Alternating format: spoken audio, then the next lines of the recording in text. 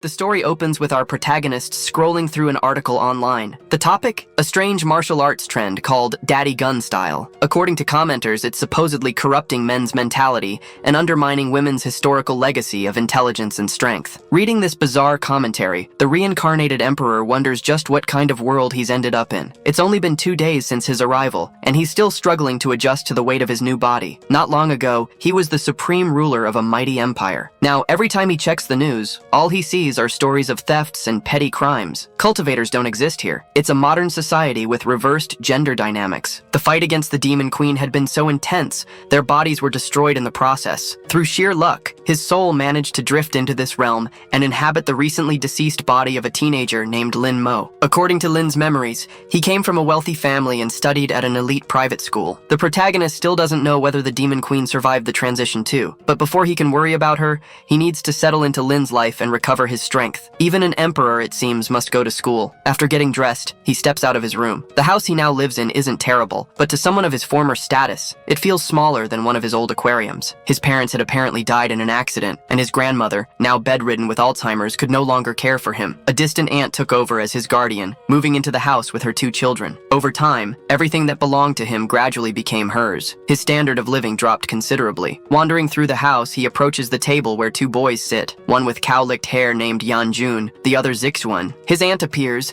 calling him over to talk about school. She jokes about a girl named Yanhui, and the mention of the name makes him pause. According to Lin Mo's memories, his grandmother had arranged a marriage with this Yanhui before her illness set in. But when Yanhui found out, she was disgusted. She openly mocked him, saying she'd never date someone so fat. After Lin was hit by a truck while crossing the street, his aunt quickly called off the engagement, and our emperor couldn't believe he was expected to marry a modern girl just because some stranger decided it for him. Still seated at the table, his aunt asks if he's listening. He brushes it off and firmly tells her never to arrange something like that again. Observing him closely, she senses something has changed. There's a strange, commanding aura about him now. Sitting down to eat, Lin notes he hasn't had much appetite since starting his diet, but he knows he must eat enough to avoid starving this body. He samples the food, surprised at how appetizing it smells. One of his cousins asks why he doesn't just study abroad, since he supposedly loves showing affection so much. Lin wonders why he would waste time on insects, considering he once ruled for millennia. Still, keeping up appearances, he replies that he's happy at his current school. To him, the institution doesn't matter, only the results do. A short time later, Lin finds himself in a car. The driver announces their arrival, and his cousin quickly tells him not to walk in together. Lin gives him a cold, piercing look that leaves the boy shaken. He exits first, leaving Lin standing before the school building, quietly admiring the architecture. But there's something odd about the scenery. Men here show off their pale legs like fashion accessories, while the women at least look relatively normal. 2 girls nearby gush over Lin's cousin's legs, calling them beautiful. A sight so absurd it nearly makes him gag. Still, he can't afford distractions. He doesn't know if the Demon Queen is still alive, and he must continue strengthening this body before she resurfaces. Inside the school,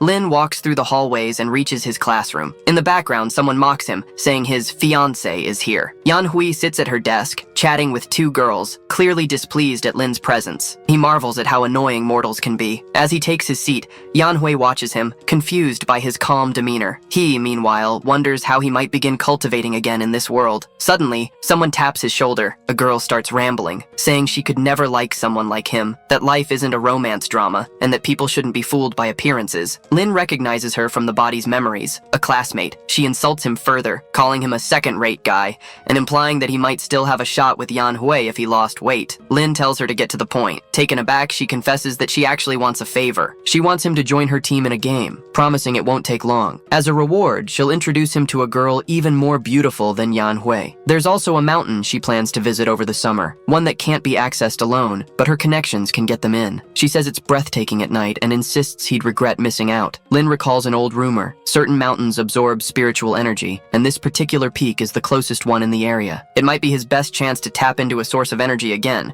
and climbing it would help whip this body into shape. He agrees, claiming he's not great at games, which makes her smile. She explains that they'll be going up against a braggart from Class 3, someone who pretends to be a master, but is actually an idiot. After class, they headed to the computer club, where they had access to the school's gaming systems. The girl cheerfully announced that she had reserved the entire room for them, ensuring no one would interrupt their session. Seated comfortably, she gestured to Lin, asking him to log into his account. Lin typed in his credentials, and the login was successful. The game that loaded was a competitive action RPG themed around immortals and cultivation, a striking resemblance to the world Lin once came from. As he examined the game window, he muttered to himself about the uncanny familiarity. Moments later, the girl returned and mentioned she'd summoned the game's boss character, an acquaintance who could help them in battle. When this boss appeared, he commented that she'd really brought a guy with her this time, and seemed pleased, noting Lin was a classmate of his friend. Without waiting for more introductions, the girl launched them into a 3v3 PvP match, instructing everyone to stay silent as she planned to single-handedly take down the opposing team. Confident, she dashed into battle. Shortly after,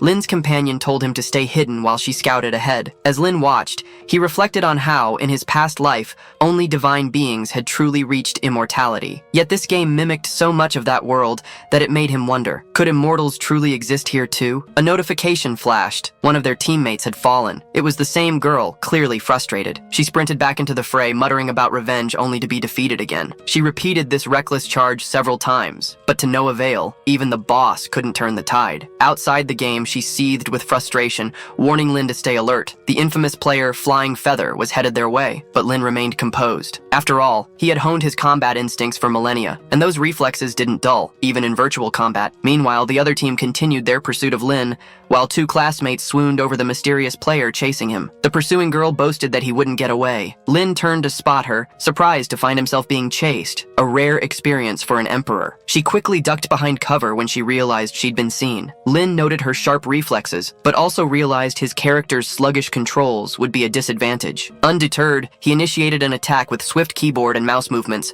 activating an in-game skill. The girl watching him muttered that he clearly didn't know what he was doing, yet that made him unpredictable. In an unexpected move, Lin struck her down. The player eliminated notification popped up, shocking everyone. His friend jumped up from her seat, stunned. "I didn't know you were this good," she exclaimed, checking if he was okay. Lin, catching his breath, was surprised at how even this small use of spiritual energy had strained his physical body. Back in the game, his opponent re-entered the arena. She was determined to end things, convinced that this time, she'd succeed. Lin continued running, dodging attacks, until he spotted her again. Recognizing her approach, he surged his energy downward and hurled his sword straight at her. She scoffed, asking if he really thought he could land a hit from such a distance, only to be struck in the leg, causing her to collapse. As she looked down at the blade, she realized it wasn't just an attack, it was a warning. Outside the game, Lin's friend advised the others to stop chasing him, saying it was pointless. The defeated girl demanded to know who the opponent was and asked for a way to contact him directly. Slumped in her chair, she softly repeated Lin's name. Soon after, Lin's friend received a call. Those same girls now wanted to meet him in person. She approached Lin, still impressed. "That was amazing. Let's play another match," she said. But Lin declined, reminding her of the promise he had made earlier. Later, as he neared his home, Lin reflected on how frail his current body was. Lying on his bed, he admitted it couldn't withstand much spiritual energy. The next morning, on his way to school,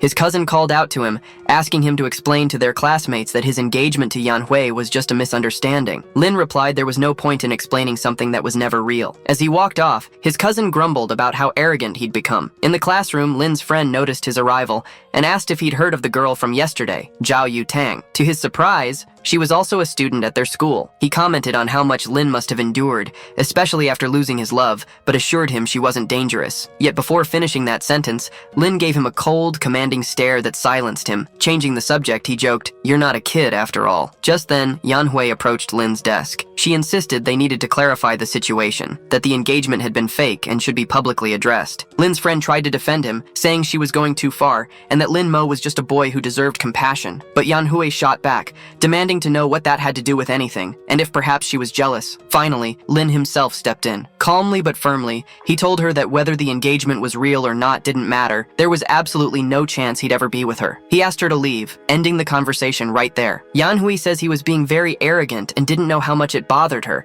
so he should never say he was going to marry again. In the background, Woi says Lin was very strong because he hadn't cried until now, and the other guy says that if it were him, he would leave the school immediately. Then someone enters the room. That was the girl who had lost before, accompanied by two more people. In the background, people mention that was was Zhao Yutang. Rumors said she caused a lot of trouble, and everyone who got involved with her left the school. Approaching Lin, the girl calls the protagonist. Apparently, Yanhui was her sister, asking if she wanted something. Then the girl calls Momo Baby, which was the protagonist's profile name in the game, asking him to follow her. Meanwhile, Lin, irritated, remains seated in the chair, thinking that he was an emperor and not Momo Baby. In the background, those two boys ask how he got close to Yutang and why she was calling him Momo Baby. His friend in turn apologizes because the girl wanted to play with the protagonist alone. He just needed to go out with her and then he could do whatever he wanted. Leaving the room, Lin murmurs that those people were very annoying. At the door of his class, Yutang waited for him, thinking she didn't expect that Momo Baby was a man instead of a woman, stating that it was fun because in the past, women fought with combat skirts, but now it has become a norm for them. Then she starts asking Lin several questions, wondering if he was the one who defeated her in that game. She orders him to find her after class as she wanted to duel with him alone, but Lin says he didn't play that game and had only won by luck, saying he was going back to class. Irritated,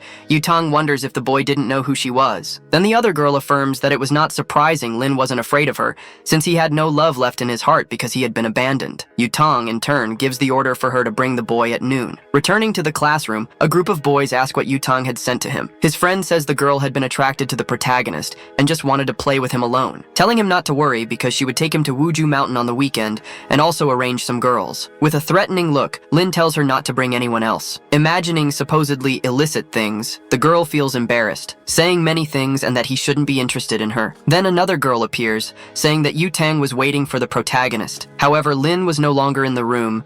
In the cafeteria, Lin was eating while people in the background mocked him, saying he ate too much. At the counter, the boy asks the server to wrap it up to go. Leaving the place, the protagonist thinks he still hadn't gotten used to that noisy world, and he shouldn't get upset because of that. In the background, someone was approaching the boy, murmuring various things about that body dying in a year, and if he wanted to survive, he should merge with her, and as a reward, she would fulfill his desires. While walking, people around observed her beauty. The woman says she had made the right decision. From now on, his 18 years of life would be part of hers, mentioning it was a pity that all the joys and sorrows he had experienced were just a drop in the ocean for her. After working hard for so long, she managed to defeat the Emperor, but it wasn't the ending she desired, and now the only thing she could do was revive the demon world. But the Emperor had many tricks up his sleeve so he wouldn't die easily. Hence, she should be careful since he might have come to that world. Affirming that this world was very interesting, she never got her father's approval in the demon world, no matter how hard she tried, just because she was a woman. Those men looked down on her and only wanted to possess her until the day she put on a mask of evil spirits, killing them so they would fear her. However, in that place, men are at a disadvantage and cultivation wasn't bad despite the spiritual power being scarce. Moreover, she was beautiful to the point that men followed her. But it had been a while since that fat boy was after her, and as a woman, it was good to be direct. Looking back, their eyes meet. The girl in turn asks him to stop following her because there would be nothing between them. However, our boy walks past her, ignoring the poor girl. Embarrassed, the girl thinks she should regain her strength before leaving that world, mentioning that the boys in that world were very shy, so Lin must have been embarrassed, refusing to admit he was following her. Therefore, he hadn't said anything to avoid embarrassment. Returning to the protagonist, he was apparently annoyed, wondering why that girl was following him. Noticing Lin was heading to the, but remembers that normal students never went there, people in that world are spiritually and physically weak, questioning if Lin was going to jump off the rooftop. However, that wasn't her business. Still, she remained bothered, remembering that the friend of the original owner of her body had also jumped off a building. Heading towards the rooftop, she thinks she would fulfill the will of that body. Arriving at the top of the building, she sees the protagonist at the edge of the rooftop. Then she tries to use an ability to immobilize him. However, she'd have forgotten she had enough spiritual power. Meanwhile, Lin calmly thinks that it was quite cold up there, so it would be better to go down for lunch. Then the girl appears, asking the protagonist to wait. While grabbing his belly, Lin asks what she was doing. Lifting the boy, she asks the protagonist to come down, but she is surprised by the boy's weight, falling to the ground with him, where she ends up breaking a rib. On top of her, Lin says he didn't even have time to respond, questioning what she was doing. The girl says she was just helping because he was going to jump in an isolated place, thinking she had broken a rib because of him. Surprised, Lin thinks that the girl thought he was going to jump off the building, supposing it was because in that world men were fragile while women were strong. Extending his hand to help her, asking her to control her imagination because he had only gone to get some air and had no intention of jumping off the building. Besides, he wasn't interested in her, leaving the girl embarrassed, telling him him never to appear in front of her again. As he walks away, Lin thinks that woman had refused the help of an emperor without even knowing, and since she didn't want help, there was nothing he could do. Back in the classroom, his friend asks where he had been, mentioning that Yutang was looking for him and telling him not to leave after class. The protagonist in turn says it was all her fault, so she should solve it herself. But the girl says she would go with him after class to play with Yutang, and if he let her win, it should be enough to leave him alone. Even so, Lin says he wouldn't go, thinking he didn't want to lose to a little girl, even in a game. His friend keeps trying to convince the protagonist, but the boy says the problem was hers. The girl saying she would do anything for him. Lin still decides he wouldn't go, so his friend thinks she was in trouble. Sometime later, the day passes. Standing up, the protagonist tells them to leave and not to forget their promise at Wushu Mountain. While walking away, Lin remembers something, recalling that he had fallen on top of that girl, wondering if she was okay. The human body is very fragile, so she probably ended up breaking some ribs. Since human lives in that world were precious, he could end up being arrested, which would cause a huge problem. Looking for the girl, Lin thinks he should check on her. Meanwhile, she was still on the rooftop, stating that that body was very weak and couldn't get up. Besides, it was very windy and she was hungry, thinking about shouting for help but wouldn't do it, even if she died. She didn't expect that could happen. An invincible demon who defeated the emperor was taken down by a fat boy. Then someone approaches the girl. Noticing it was Lin, the girl asks why he came back. Kneeling down, the protagonist observes her, thinking she didn't look well. Then he places his hand on her back, saying she'd broken some ribs, mentioning she was very weak and needed to exercise, but the girl says it happened because of him. While Lin takes off his coat, the empress, embarrassed, asks what the protagonist was going to do. Covering her, the boy mentions it was windy on the rooftop, asking her to wear his coat. Making a call, he says he would call an ambulance, but the empress says she didn't need his jacket. The protagonist already knew she didn't want to wear his jacket because he was fat, but she remembered that her body was fragile and could take it off when the ambulance arrived. However, for the girl, it wasn't for that reason. She didn't expect the protagonist to be so kind. This world has a standard of beauty for men, thinking she didn't know why Lin helped her, but would keep an eye on him anyway. Sometime later, the ambulance arrives. While the empress is on the stretcher, two girls notice the commotion. Embarrassed, the girl thinks she would never forget that day. At night, the protagonist was already near his house. Entering, his cousin asks why Yutang had come to talk to him. Then Lin says he would say it only once. Zixuan, in turn, thinks that fat boy had a sharp look,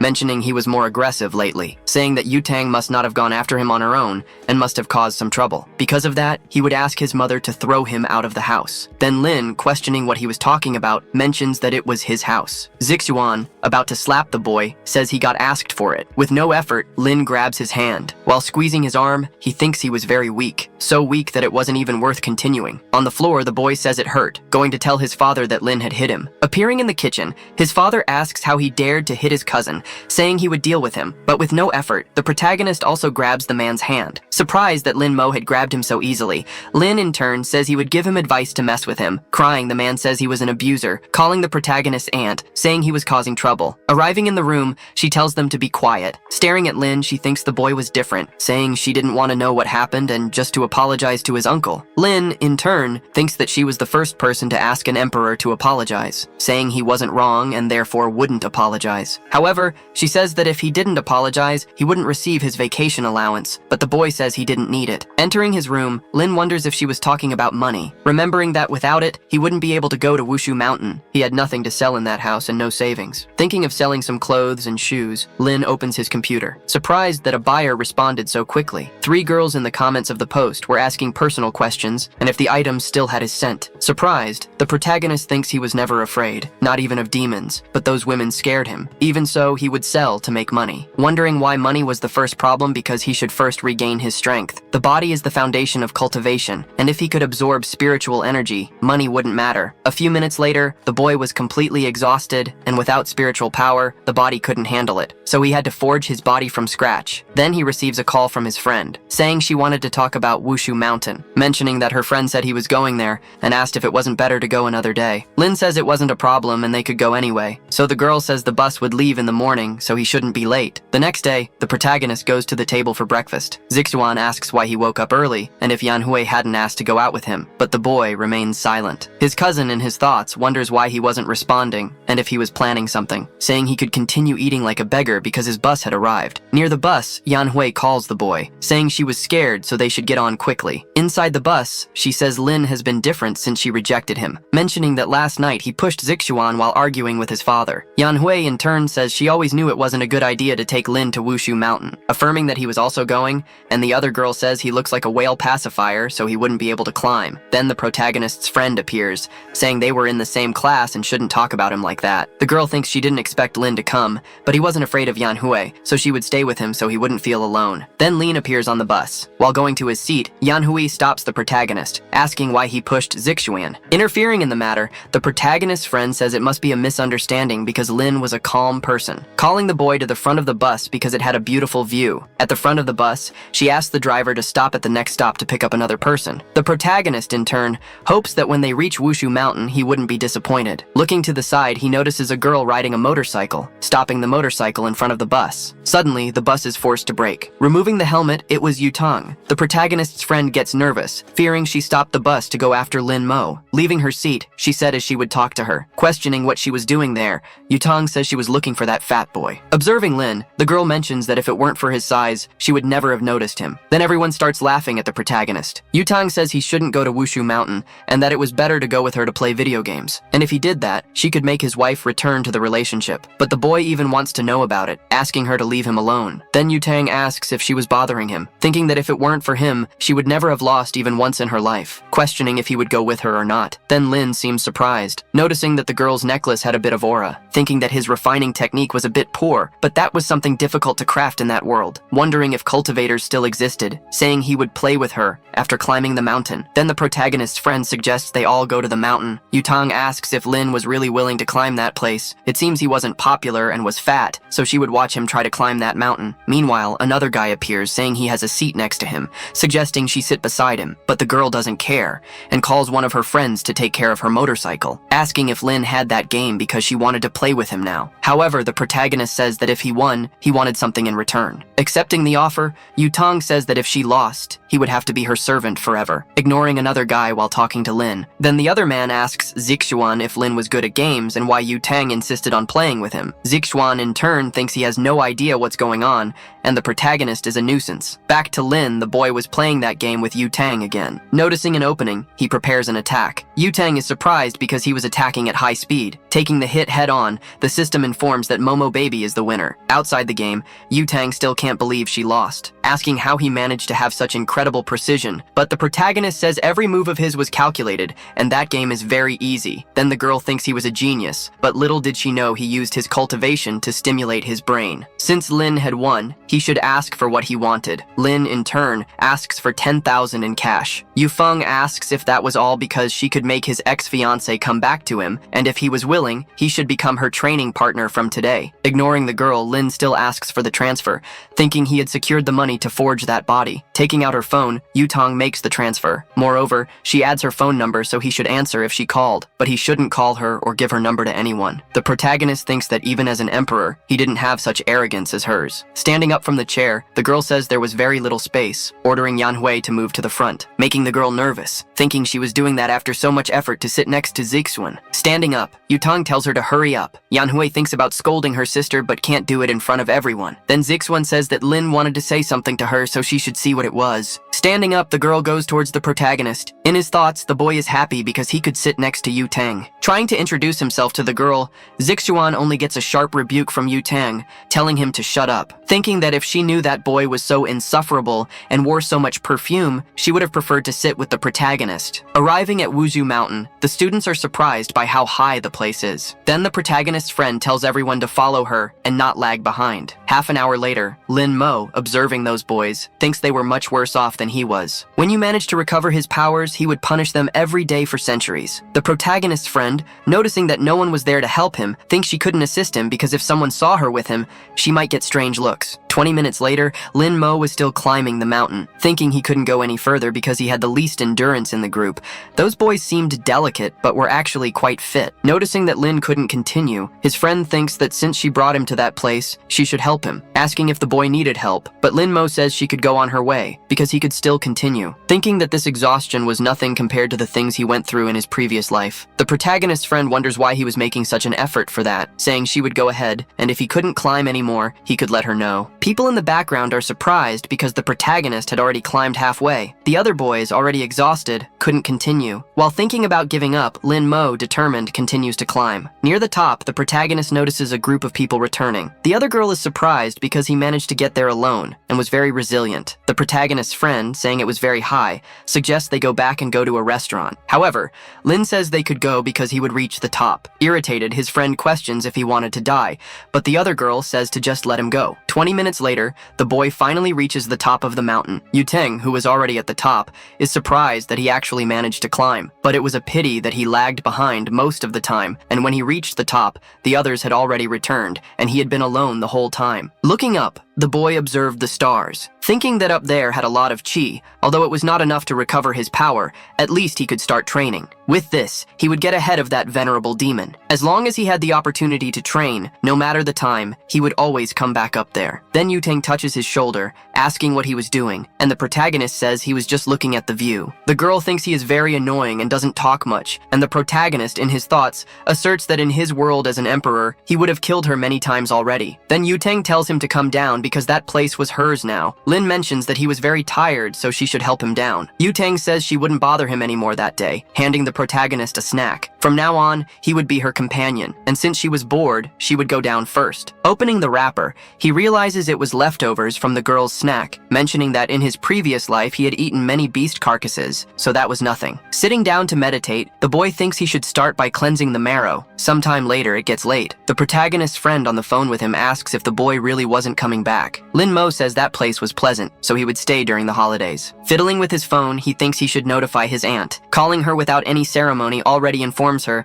that he would be away for a few days during the holidays. Ending the call, the receptionist asks what he could do for the protagonist. Then the young man asks how much an individual room costs for 2 months, and the man says it was 8,000 yen. Thus, Lin Mo continued his training during the holidays, day after day, climbing the mountain non-stop. The training was rigorous, but the fruits would be worth it. Then 2 months pass, and the protagonist's friend says she was arriving and if his bags were ready. Thinking that she couldn't talk to him during the holidays, and because of that, Yuteng was always bothering her, so she had to take him to Yuteng, no matter the circumstances. Meanwhile, Lin Mo looks at himself in the mirror, thinking that after 2 months, the spiritual energy in his body was still weak. Appearing like a complete jigachad, he says he should still continue being a mediocre student. Sometime later, the protagonist's friend says she finally managed to find him, but when she looks at the boy, she is surprised by his beauty, supposing she had mistaken the room. Imagine having a family with that man. With a remorseful look, the protagonist notices the girl staring at him. Embarrassed, she starts to leave, thinking the protagonist must think she was a pervert. Then Lin asks where she was going because she wasn't mistaken. The girl in turn asks if he was a friend of Lin Mo,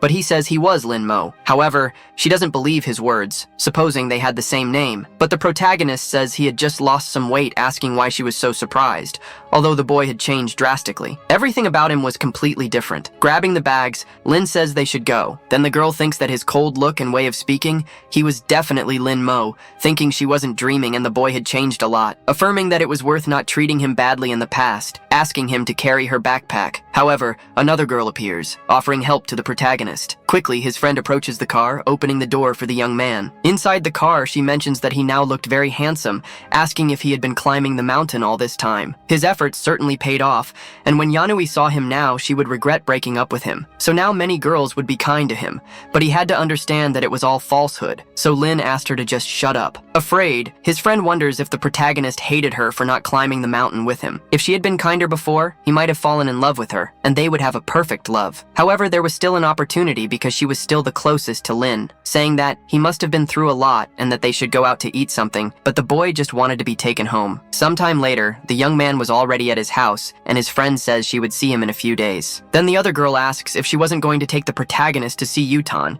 but Yanshu says she wouldn't take him anymore, thinking she couldn't take a beautiful lamb to the wolf's den. The only thing she needed to do was use Lin's account to play. Then Lin Mo enters his house. The whole family is surprised by his appearance, asking who he was and how he had entered, but the boy says he is Lin Mo and had just lost weight. Even so, Vesik doesn't believe it was him because even if he lost weight, he wouldn't be that handsome. Then his mother asks him to stop yelling, asking if the boy had had some surgery. The boy mentions that she had all his money, so he couldn't have done that, questioning if he would receive his allowance that semester. His aunt says she would cover all his expenses and also buy a new uniform, but if he did anything bad to his cousin or uncle again, she wouldn't give him another cent. Standing up, Lin says he was already satisfied, and his aunt thinks he really was the protagonist. The next day, the young man was in a car with his cousin going to school. Vesikshuen asks why the driver was driving slower this time, so the girl says she would go faster, thinking she couldn't help but look at the protagonist because he was very handsome. So she is the one to keep observing the boy. Then Lin gets out of the car. Everyone around is surprised by his beauty, wondering who that boy was. His cousin, envious, questions why Lin was drawing so much attention. Noticing that the girls were taking pictures of him, the young man thinks something wasn't right. Soon after, he enters his classroom. Heading to his seat, another girl wonders if he was a transfer student. Lin, in turn, thinks he had just lost weight, but just because of that, he was already a little better than normal. However, he usually wouldn't attract so much attention, wondering if it was because of his aura. At the classroom door, a commotion was happening. Yuting, holding the protagonist's friend, says she would give her 3 minutes to bring that fat boy to her, but Yunchu says there was no fat boy anymore. The girl mentions that she would regret it if she continued lying, so Yunchu says she would tell her where Lin was. Pointing to the protagonist, she says he was Lin who had lost weight over the holidays. Observing the boy, Yuting seems not to believe it. Furious, she says that guy could never be Lin, but Yunchu is telling the truth. The protagonist, in turn, says the girl wasn't lying, saying she could train with him whenever she wanted, and to meet after class. Then Yuting asks who he was. Again, Yunchu says he was Lin and had lost weight over the holidays while climbing Wuzhou Mountain. In her thoughts, Yuting wonders if it really was the boy, questioning if it really was that fat boy while the boy asks her not to call him that anymore. Noticing he had the same voice and behavior, she affirms that he really was Lin, saying it didn't matter if he was fat or thin because he should wait for her after class. Yunchu says it had been someone else who had played with her before, and Lin had joined just to complete the group, so the protagonist wasn't very good at games. With a threatening look, Yuting observes her, asking if she dared to say that Lin didn't know how to play, mentioning that yesterday she had used Lin's account to try to deceive her, so she was the most arrogant person who tried to do that. While leaving, Yunchu asks for a chance to explain, thinking that now Yuting would never leave her alone. Two girls appear, asking how she knew it was Lin. Even if it was the boy, he couldn't have become so handsome, so he must have had some surgery. Then the teacher appears, asking everyone to their seats because class was about to start, saying she was curious to know how their holidays were. However, she ends up being surprised, asking who that student in the back was. Yunchu, raising her hand, says it was Lin who had lost weight during the holidays. Surprised, the teacher says he had changed a lot, and must have worked hard to achieve it, asking if the boy won the sit-up front that semester. Quickly, a girl responds no, mentioning that Yunchu had promised they would change places with her. Another says she had grown a lot during the holidays, so she should also go to the back. Yunchu thinks they were trying to take her seat, but wouldn't let that happen. The teacher, asking them to stop arguing, says the first person to change places would be Yunchu. While two girls remove her from her seat, the protagonist's friend pleads to let her stay in her seat. Another guy asks Zixuan if Lin had had surgery to become so handsome, and the boy responds that there was no other way than that. The teacher says the odd numbers would stay in the same position and the evens would change with the adjacent ones, saying that Li Jiang would sit with Lin. The other girl asks if Jiang was really going to sit with the protagonist. Then the girl says it's okay because she couldn't let Yunchu have him for herself. Looking at his classmate beside him, the young man notices that he was a bit chubby and quiet, so there would be no one to bother him. Yunchu, sitting at the front, cries for losing her seat. Then Lin Mo stands up from his seat. A group of girls start flattering the young man, saying they would be exhausted if they had to climb the mountain every day, and another asks if he could give some advice to her brother. Yunchu thinks they are all fake because when Lin was fat, no one talked to him, saying that unlike them, she never treated the protagonist badly when they first met. Lin coldly asks them to get out of his way. Quickly, the girls make room. Another girl says that the protagonist looks very handsome with that attitude. Noticing Zixuan getting stressed, the girl mentions that he was jealous, but it wouldn't help because they preferred Lin. Back to the protagonist, the young man was in the cafeteria. A girl waves at him, saying he could sit in her place because she had to leave, but Lin declines the offer, thinking he wasn't sure if it was safe near those mortals, mentioning that the eyes of those women were nothing less than deceitful. In the background, Yanhui questions if it was really the protagonist. Zixuan asks if she regretted breaking up with him now that he was handsome, and the girl responds that she wasn't that superficial. Another girl appears saying she wanted to go after Lin Mo, asking if she could help her, mentioning that it didn't matter if he had surgery or not because she always liked him for his personality. Then Yanhui calls her a hypocrite. Hearing what she said, she thinks hypocrisy was thinking that it was surgery, and if she could get those beautiful legs of Lin's, she wouldn't care if they were fake or not, saying she would go after the boy alone. Meanwhile, Lin Mo was walking through the school. Then Yanhui appears, saying she was there to apologize for everything, mentioning that it had been sudden for her and she still didn't want to get married. Accepting the apology, the protagonist walks away. Asking Lin to wait, the young man questions if she had more to say, affirming that she really felt sorry for everything she had said. Lin continues to walk, making Yanhui wonder why he was so cold, supposing she might have been the reason he changed so much. Outside the school, Lin Mo hopes no one is on the rooftop. While walking, he encounters the girl whose ribs he had broken, wondering if she wanted to steal his spot on the rooftop again. Looking back, the girl notices that Lin has been following her for some time, mentioning that he looked like the protagonist, but that man was more handsome. Then Lin walks past the girl, feeling relieved because she thought the young man would talk to her, questioning if he was also going to the rooftop. Catching up with the boy, she notices he was climbing the stairs. Quickly passing him, she heads to the front. Noticing that the girl was in a hurry, he wonders if she really wanted to steal his spot, questioning how a mere mortal wanted to do that. Their eyes meet, and each perceives the other's intention. Quickly, they start running to secure their places. The girl thinks the protagonist was very annoying, questioning if he shouldn't behave like a gentleman. Also, how could he run so fast, mentioning that she wanted to give him an advantage, but if she lost, it would be a disgrace for the women of that world. Meanwhile, the girl watches the commotion. Back to the two, the girl asks why Lin was running, and the young man asks the same of her. Then she questions why he wasn't running after her, but the young man says he would never do that. Irritated, the woman says not to talk to her like that. A boy like him who didn't care about ladies could never get married. Lin Mo wonders how an emperor could think about marriage, a man of high status from a generation of great emperors, responding that she wasn't kind either because she was fighting just for the rooftop. Arriving at the rooftop door, they block the entrance. Suddenly, they start fighting to see who gets there first. Lin, in turn,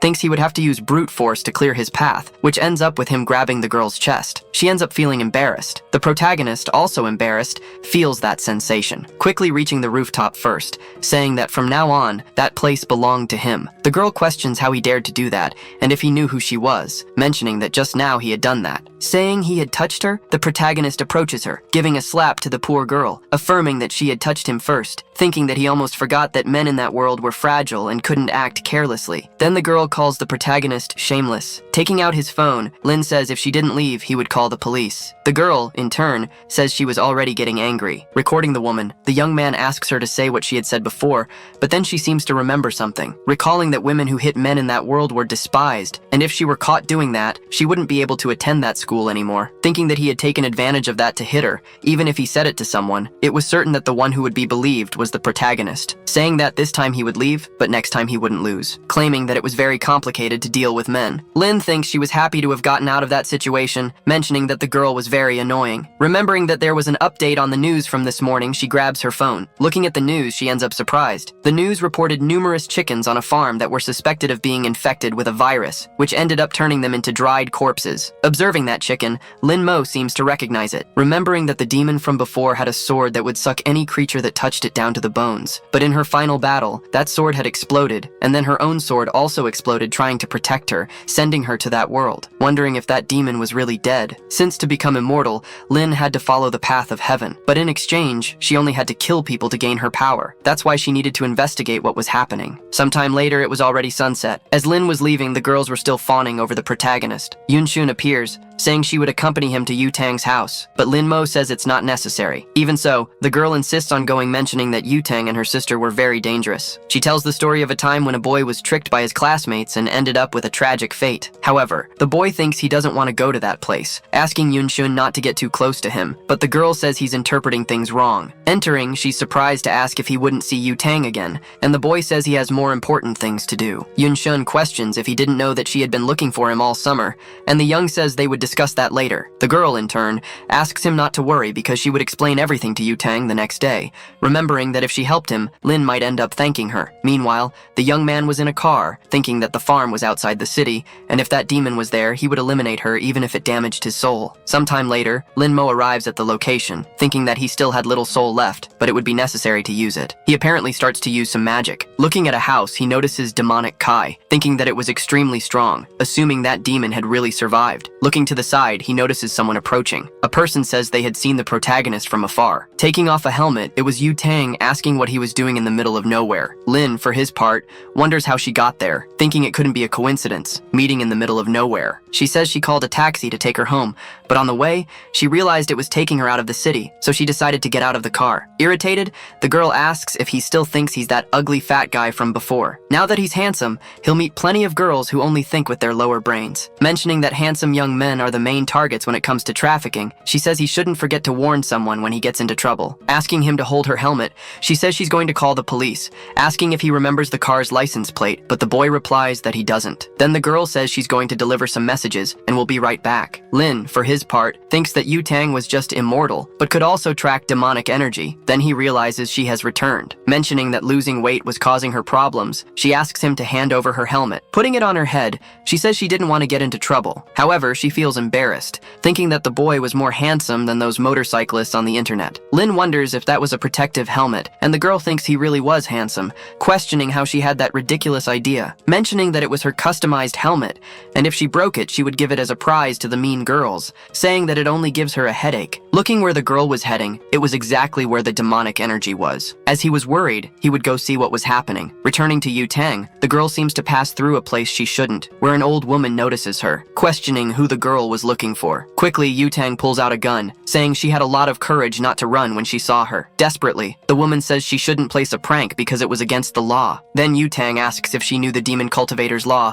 but the woman says she was just a chicken farmer. Stealthily, she draws a dagger from her sleeve. Yu-Tang, perceiving the woman's intention, fires her weapon. With her arm bleeding, the woman begs not to be killed. The girl mentions she was a good actress, but would have to be better to deceive her, using a spell that turns her weapon into a sword. Even so, the woman insists she was not a demon cultivator and had nothing to do with that incident. Yu-Tang says she is now only capable of refining chickens, but in the future could be refining people, mentioning she had little cultivation time, but was better than a staying she would go further if she refined her. Yu-Tang says that was encouraging, quickly advances on the demon, stating that the result wouldn't change, stabbing her sword into the monster's chest. Lin Mo, watching from the background, thinks that energy seemed to be from a demonic sword. Yu-Tang, in turn, seems surprised, for her sword had no effect. The girl thinks that energy was completely different from the demon cultivator she had encountered before, questioning what that creature was. In an instant, the monster advances on Yu-Tang, which she narrowly dodges, assuming that if she took that attack, she would surely die. Again, the creature envelops magic in its fist. Then Yu-Tang takes a piece of paper. It was a spiritual talisman thrown towards the monster. However, it has no effect, where the demon again attacks the girl. Suddenly, she is thrown against the wall. As she coughs blood, she thinks she couldn't believe she had lost. At that moment, the protagonist appears to defend the girl, who asks what he was talking about because he should leave that place. Lin asks to speak politely, but Yu-Tang orders him to leave. Quickly, the young man seems to use his skill, where the demon stops moving. Yu-Tang, surprised, asks why it stopped, but Lin says it was nothing special, for it was he who was there. While fleeing, the demon falls to the ground. Before the monster, a giant aura surrounds the protagonist. The girl mentions that the pressure was very strong and she couldn't breathe, wondering who Lin really was. Meanwhile, in another place in Gyuyuan in the city of Liu Bei, a man says that Tao was what gave birth to heaven and earth,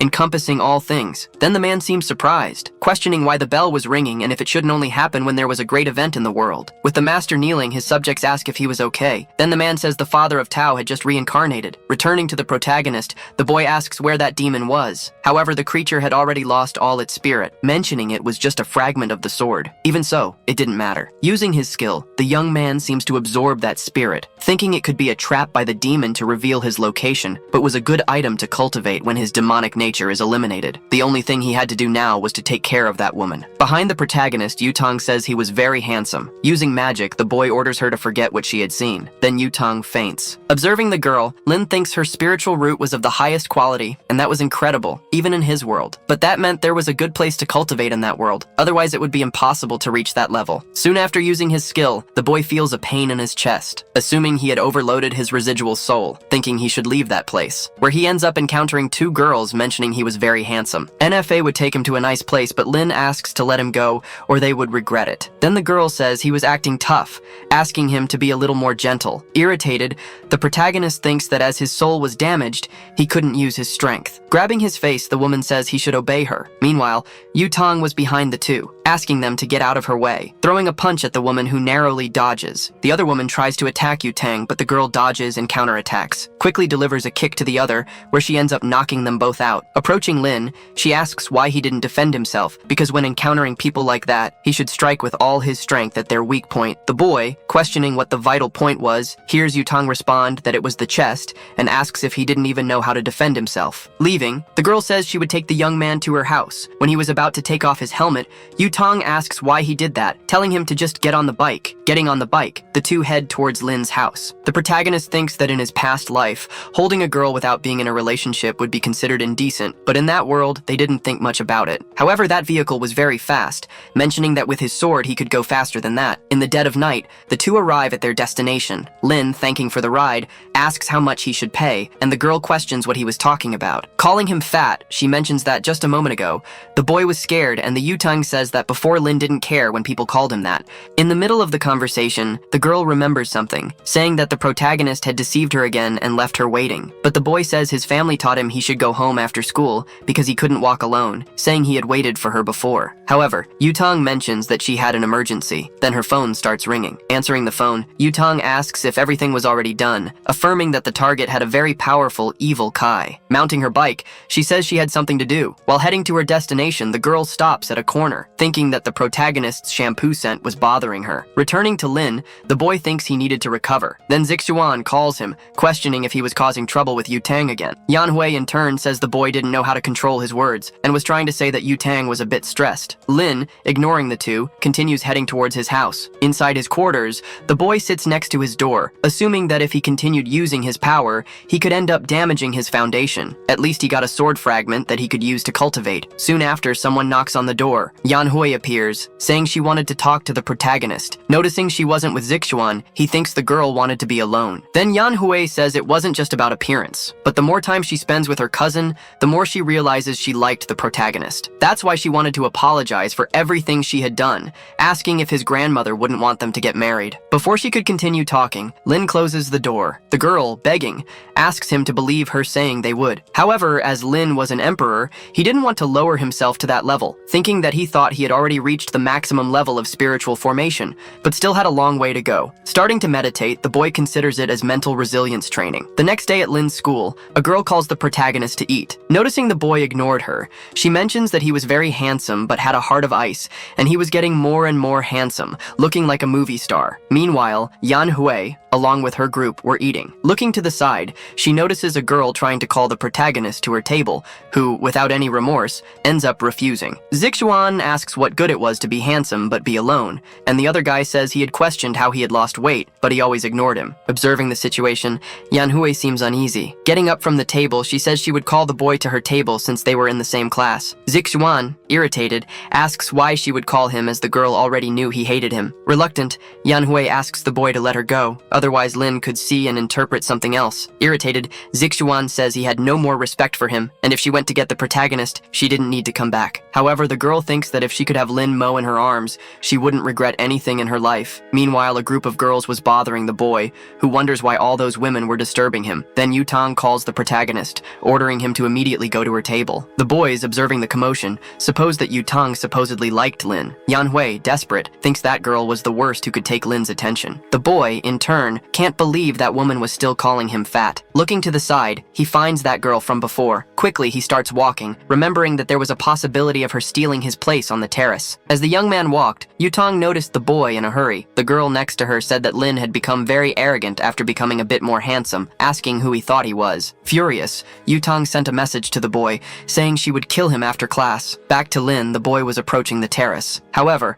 that woman was already in his resting place, saying that since she arrived first, Lin should leave. Refusing to leave, the young man mentioned that he had won the race before, so that place belonged to him. The girl said she had let him win because he was a man, asking if he thought she would lose. Then the boy suggested they go downstairs to bet on another race to settle it once and for all. Irritated, the Empress said that the boy only knew how to run, and asked if he had any other skill besides that because if he continued that way, he would never get married. Linmo, in turn, said it was nothing special, saying he could choose any game and he would beat her in any of them. With a sly smile, the girl seemed to be planning something. Grabbing a cup of pieces, she said they would play that game. Observing that in the girl's hand, Lin wondered if it could be what he was thinking. Then the Empress asked if he knew how to play that game, and said that if he won besides Besides leaving the terrace, he could ask for anything. Sitting on the floor, the boy mentioned that he wouldn't be able to fulfill any of her wishes even if he tried. Convinced, the girl thought she had spent thousands of years playing that game, and her skills were of another level. Little did she know that the protagonist had also spent many years playing that game, known as one of the best in his world. About to start the game, the two stare at each other. In the middle of the match, both sides were completely focused. Realizing he still hadn't won, Lin wondered if that woman was a reincarnation of a player of that game. Sometime later, the match continued until sunset. The girl observing the situation realized the match was uncertain, and if she wasn't careful, she could lose. The boy said that if she didn't know what to do, she should give up. However, the Empress mentioned that classes were over, so he should feel proud to have reached that point, and therefore should go home. Right after, Lin's phone started ringing, thinking he could never give up and would only leave that place with a victory. The girl, in turn, couldn't stand the noise of that phone anymore. Taking a picture of the board, she mentioned they could continue the match the next day. However, when she was about to get up, she felt a shock in her leg from sitting for so long, where she unintentionally fell on top of the protagonist. Lin, in turn, felt a very cozy sensation. A moment later, the girl was completely embarrassed, saying she couldn't believe it. Then Lin slapped his forehead, saying that next time she should keep her magical spheres away from him, or he would call her a pervert. The girl thought it was already the second time he had hit her, and when her strength returned, she would make him regret it. But during the night, she would study tactics to win her match. Outside the school, Linmo picked up his phone to answer the call, realizing it was Yu Tang calling him. Furious, the girl questioned why he didn't answer and where he was, ordering the boy to go to the school gate. The young man thought that Yu Tang spent most of her time at school playing games, and even so had a high level of cultivation, so he would find out today what her secret was. Near the gate, Yu Tang asked why he took so long, questioning the reason for staying at school after skipping all classes. However, he said he was just sleeping, leaving the girl surprised, saying she had come to pick him up for a rematch in that game. Handing him a helmet, she told him to get on the bike. A while later, the two arrive at Yu Tang's house, and the protagonist was surprised that the place was so big. As they walked through the house, Yu Tang asked him not to touch anything. Looking around, Linmo thought that only thing in that place was games, and there was nothing about cultivation. The girl in turn questioned if the boy wasn't worried about being in that place, because a woman had invited him to her house and the boy didn't ask anything. Then the protagonist asked if she intended to do something to him. Mocking the boy, she mentioned it was a good idea because now he wasn't fat anymore, and it wouldn't be a bad idea. Without any compassion, the boy struck her in the belly, ordering her not to touch him. Seeing the damage he had done, the young man thought he didn't know that martial art was so good because it could knock out a cultivator in seconds. Getting up, Yu Tang said she was just kidding, but the protagonist said he didn't like that. Irritated, the woman announces that they will play more than 300 rounds, thinking she would defeat the boy and make him pay for everything he had done. Sometime later in the game, Lin Mo wins a round against the girl. Then he wins 2 more times. That cycle continued countless times without a single victory for the girl. With her head down, Yu Tang realizes she is losing 47-0. Standing up, the boy mentions he needs to go. Stealthily, he seems to place something under her table. Asking for one more game, Yu Tang says he could stay at her house, but the young man says they will continue another day. Saying she would take him to his house, Lin Mo responds that he will take a taxi. The thing the protagonist had placed under the table starts to fall. Seeming to come to life, it begins to move. Meanwhile, in some building, Yan Hui in her room was thoughtful about Lin skipping afternoon classes, wondering where the boy had gone. Then she receives a call. Someone asks her to check the group messages because something unbelievable had happened. Looking at the messages on her phone, she sees a photo of the protagonist with Yu Tang. Irritated, the girl starts knocking everything off her desk, questioning how she dared take Lin Mo to her house, wishing that woman would have a motorcycle accident. However, cursing her wouldn't help anything. Then a purple crystal asks if she wanted revenge. Looking around the room, she asks who was there, asking them to show themselves. However, the crystal says its identity is irrelevant. Then a malicious face appears, saying it could do whatever she wanted. Yan Hui, in turn, asks if that monster was a witch from those novels. Embarrassed, that creature thinks the woman had nothing in place of her brain, saying it was the #1 divine sword of the immortal world that ended up shattering, and if she helped it recover,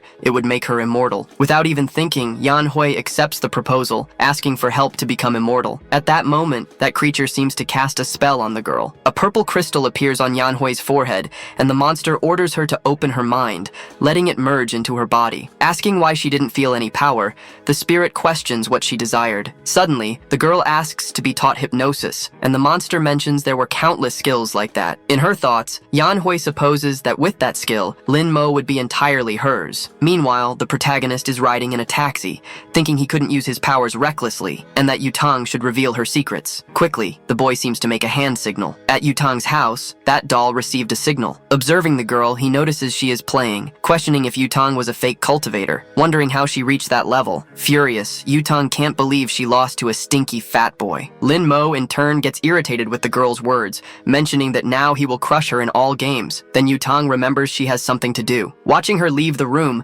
Lin Mo wonders where the girl was going. In the room, Yutang is changing clothes. Putting on a suit, she says that it will work. Opening a closet, there are numerous combat weapons. The protagonist thinks that even if all that was of low quality, they were still hard to get in this world. Starting to run, the doll jumps onto the girl's clothes, thinking that this time he would discover her secrets. Sometime later, Yutang arrives at a building, thinking she should find out what shampoo the protagonist used because it was very fragrant. Inside that building, the girl approaches a door. Meanwhile, someone says they should raise their glasses to celebrate the newlyweds. In that place, a wedding was taking place, and the woman mentions that the bride will give a speech. Taking the microphone, the woman thanks all the people who came despite their busy schedules. Meanwhile, Yutang sits in her place, thinking that now she just had to wait for everything to end. After a while, the other woman declares that the wedding ceremony between Lin Yu and Xu Chu is over, and now the party could begin. Returning to the two newlyweds, his wife asks if he was very tired, but the man asks her not to worry because he just needed to change clothes and drink something. While they were talking, someone approaches the two lovebirds. It was Yutang standing in front of them. Seeing who it was, the boy becomes desperate. The bride, in turn, asks if something was wrong. Then Yutang says that now that her wish had been fulfilled, it was time to go. Starting to transform, the man asks if she thought fulfilling her wishes was that easy. At that moment, that boy transforms into a werewolf. When he was about to attack, Yutang used a talisman. Dodging the attack with a jump, she drew her sword, attacking the wolf from above. With one strike, he was knocked to the ground. Holding his neck, she thanked the girl, and in a matter of seconds, his head disconnected from his body. Desperate, his bride tried to save the man. In his thoughts, he apologized to the woman because he would never see her again, mentioning that this form was a stupid way to die. Returning to human form, his wife ran into his arms, begging him not to die, ordering them to call an ambulance to save him. Furious, the woman said she would kill the girl. Yutang, in turn, mentioned that she didn't know her husband, as he was an expert in draining energy from women, turning them into slaves, saying she was just doing her job and it was nothing personal, using a talisman to make them forget everything they had witnessed. Right after, the bride fainted. Calling someone, Yutang said she had finished her job and now they should take care of the rest. Meanwhile, that doll fell from the girl. Running towards the man, Lin Mo realized it was a shape-shifting fox that would be very useful. Lin Mo decides to save the fox, feeling it would be useful, and thus begins to perform the soul reincarnation spell. The golden aura of his paper doll begins to rise towards the fox. The body of the former foxman starts having its soul extracted. The soul moves towards the doll, which has its hands crossed and ends up entering it. Thus, the object completely changes its form to one with long silver hair. The small one starts running desperately, and 20 minutes later, he reaches the hand of someone who is waiting for him. That person is our protagonist, who is outside the building. The soul of the man thinks he is going to die, so by luck he manages to get revenge, but regrets not being with his beloved. Soon, someone calls him by his name, Chen Chu Chu, and asks if the fox truly wants to die or if he prefers to live. Opening his eyes in that abyssal darkness, the man admits he doesn't want this to be the end of his life. He still has much to say to Zhou Linyu, and no matter the cost, he still desires to live. Our protagonist informs him that you will give him a new life, and in exchange, you must serve him for 10 years. Thus, the small one opens his purple eyes, revealing an adorable appearance now of a young foxman with long gray hair. He looks around at the ritual he is in, seeing our protagonist, who remains silent. Chushu has never heard of such powerful magic and wonders if it was this young man who summoned him. Soon, he looks up, recognizing that this is the most powerful man he has ever known in his entire life. The small one ends up falling to his knees inside the ritual. He introduces himself as Chen Chuchu and says he is there to serve his master, expressing great gratitude for this opportunity to be under his orders. Lin Mo desires that he tell him everything he knows about cultivation in this world. The fox promptly agrees and asks where he should start, to which our young protagonist replies that he wants to know about the cultivation method. The small apprentice explains that due to the scarcity of energy in this realm, cultivators travel to other secret realms. They are completely limited because all are controlled by powerful clans and families. He then reaffirms that even an ordinary practitioner would not be able to join a sect without connections or background. Everyone is taken in by the clans, but only to be used as furnaces and eventually destroyed for cultivation. Our protagonist realizes that this has become an evil cultivation practice, which the small one confirms, stating that this logically happened due to the lack of energy. And logically, the cultivator community has always hunted down the evil sources. eyes. Our protagonist asks if they resemble the cultivator Zhao Yutang. With a brief smile, the fox confirms and then says that this girl is not only the most talented, but also from the Zhao family, one of the 3 great families. The other one questions whether there is an immortal realm, to which the small one says he does not know. Quickly, the young man shouts and asks to visit his beloved during these 10 years of service, to which the protagonist agrees, but instructs him never to reveal himself. Completely proud, he never imagined he would find such a master and accepts that it is very easy to please the immortals. But the next day, he ends up being impressed while inside a backpack. He realizes that his master is actually someone completely unexpected, being an ordinary high school student, but he then thinks that he must be some sort of boss of that place. The fox thinks that our protagonist is incredibly popular and that all the women are staring at him. Assuming that our hero is the ultimate person, he thinks that if he were a woman, he would also be hitting on our protagonist. But completely clueless, he wonders what the young man has in mind since he can't go a minute without thinking about illicit things. Soon, our protagonist arrives at his seat, but he notices something strange. Some snacks are there underneath. Lin Mo wonders if it's from that annoying friend of his named Song Yunshu. His ex Dian Hui approaches, saying she remembered his favorite snacks and bought them for him, and Lin Mo can't believe it was her. The cousin of our boy approaches, asking what she is doing, and becomes extremely angry. She claims that our hero is her fiancé, and that it's normal to pamper him a little, which makes the man completely furious. With tears in his eyes, he prepares to slap the girl while calling her a bitch. Dian Hui grabs his hand with extreme force while telling the boy to stop. Our protagonist is impressed that his cousin couldn't even manage to slap a woman. The girl says she will only say this once, and ends up stating that she will punish him if he continues bothering our boy. This leaves the purple-haired boy completely helpless and crying. He runs away from there, leaving the girl alone. She says that if anyone bothers him,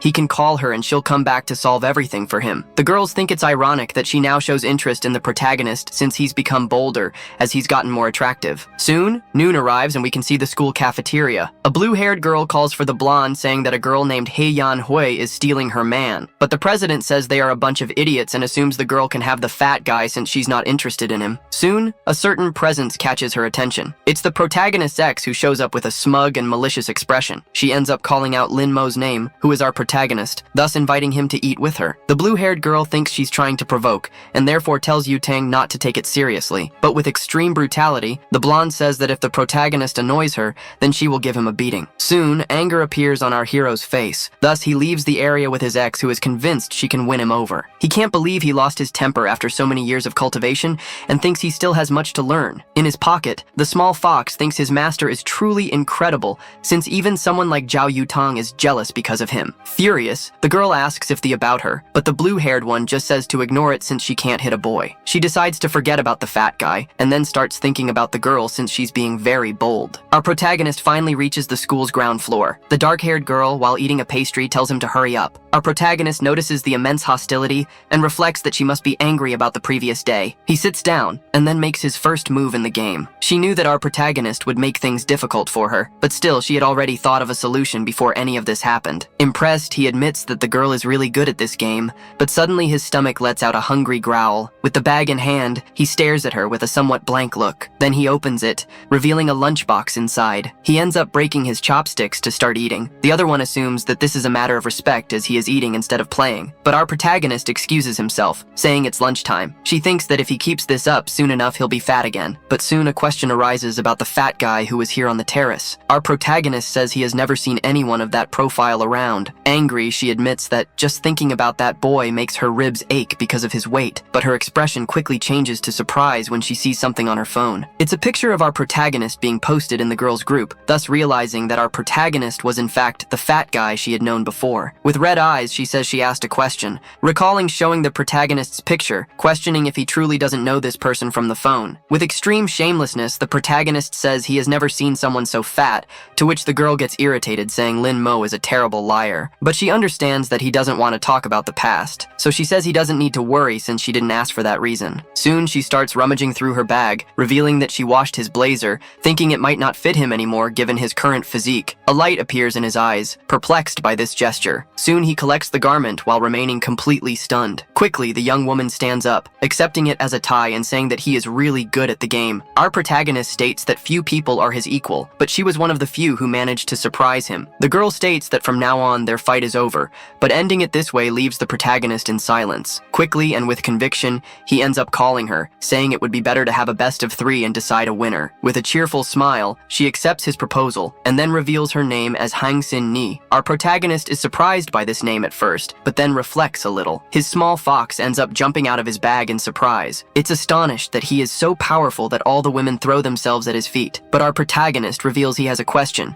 which is about where the resources for his demonic cultivation come from. The little one promptly replies that they come from the Dark Gate network. The items are protected by the Shadow Clan, which is primarily responsible for the protection of both demonic cultivators and members of other families. But they can also sell them to people of good nature, as long as you have money. Our protagonist is surprised and then asks how he managed to get money. The small fox responds that he completed several assassination missions, but ends up saying that the quickest way to get money is by finding a sugar mommy. He assumes that his master doesn't even need to work since a sugar mommy would be the best option for him. But quickly the protagonist's hand flies towards him, grabbing him while the fox squirms, saying he shouldn't have said such things. Lidmo then puts him back in his pocket, informing him that when they get home he will take a look at the materials, especially how to make spiritual amulets. The night begins to fall over the school, which is now silent. At the time of dismissal, the blonde ends up calling him by the fat guy she knows, but our hero simply dodges, causing Zhao Yutang to get irritated and tell him not to pretend he didn't see her. She ends up saying that today his ex-girlfriend provoked her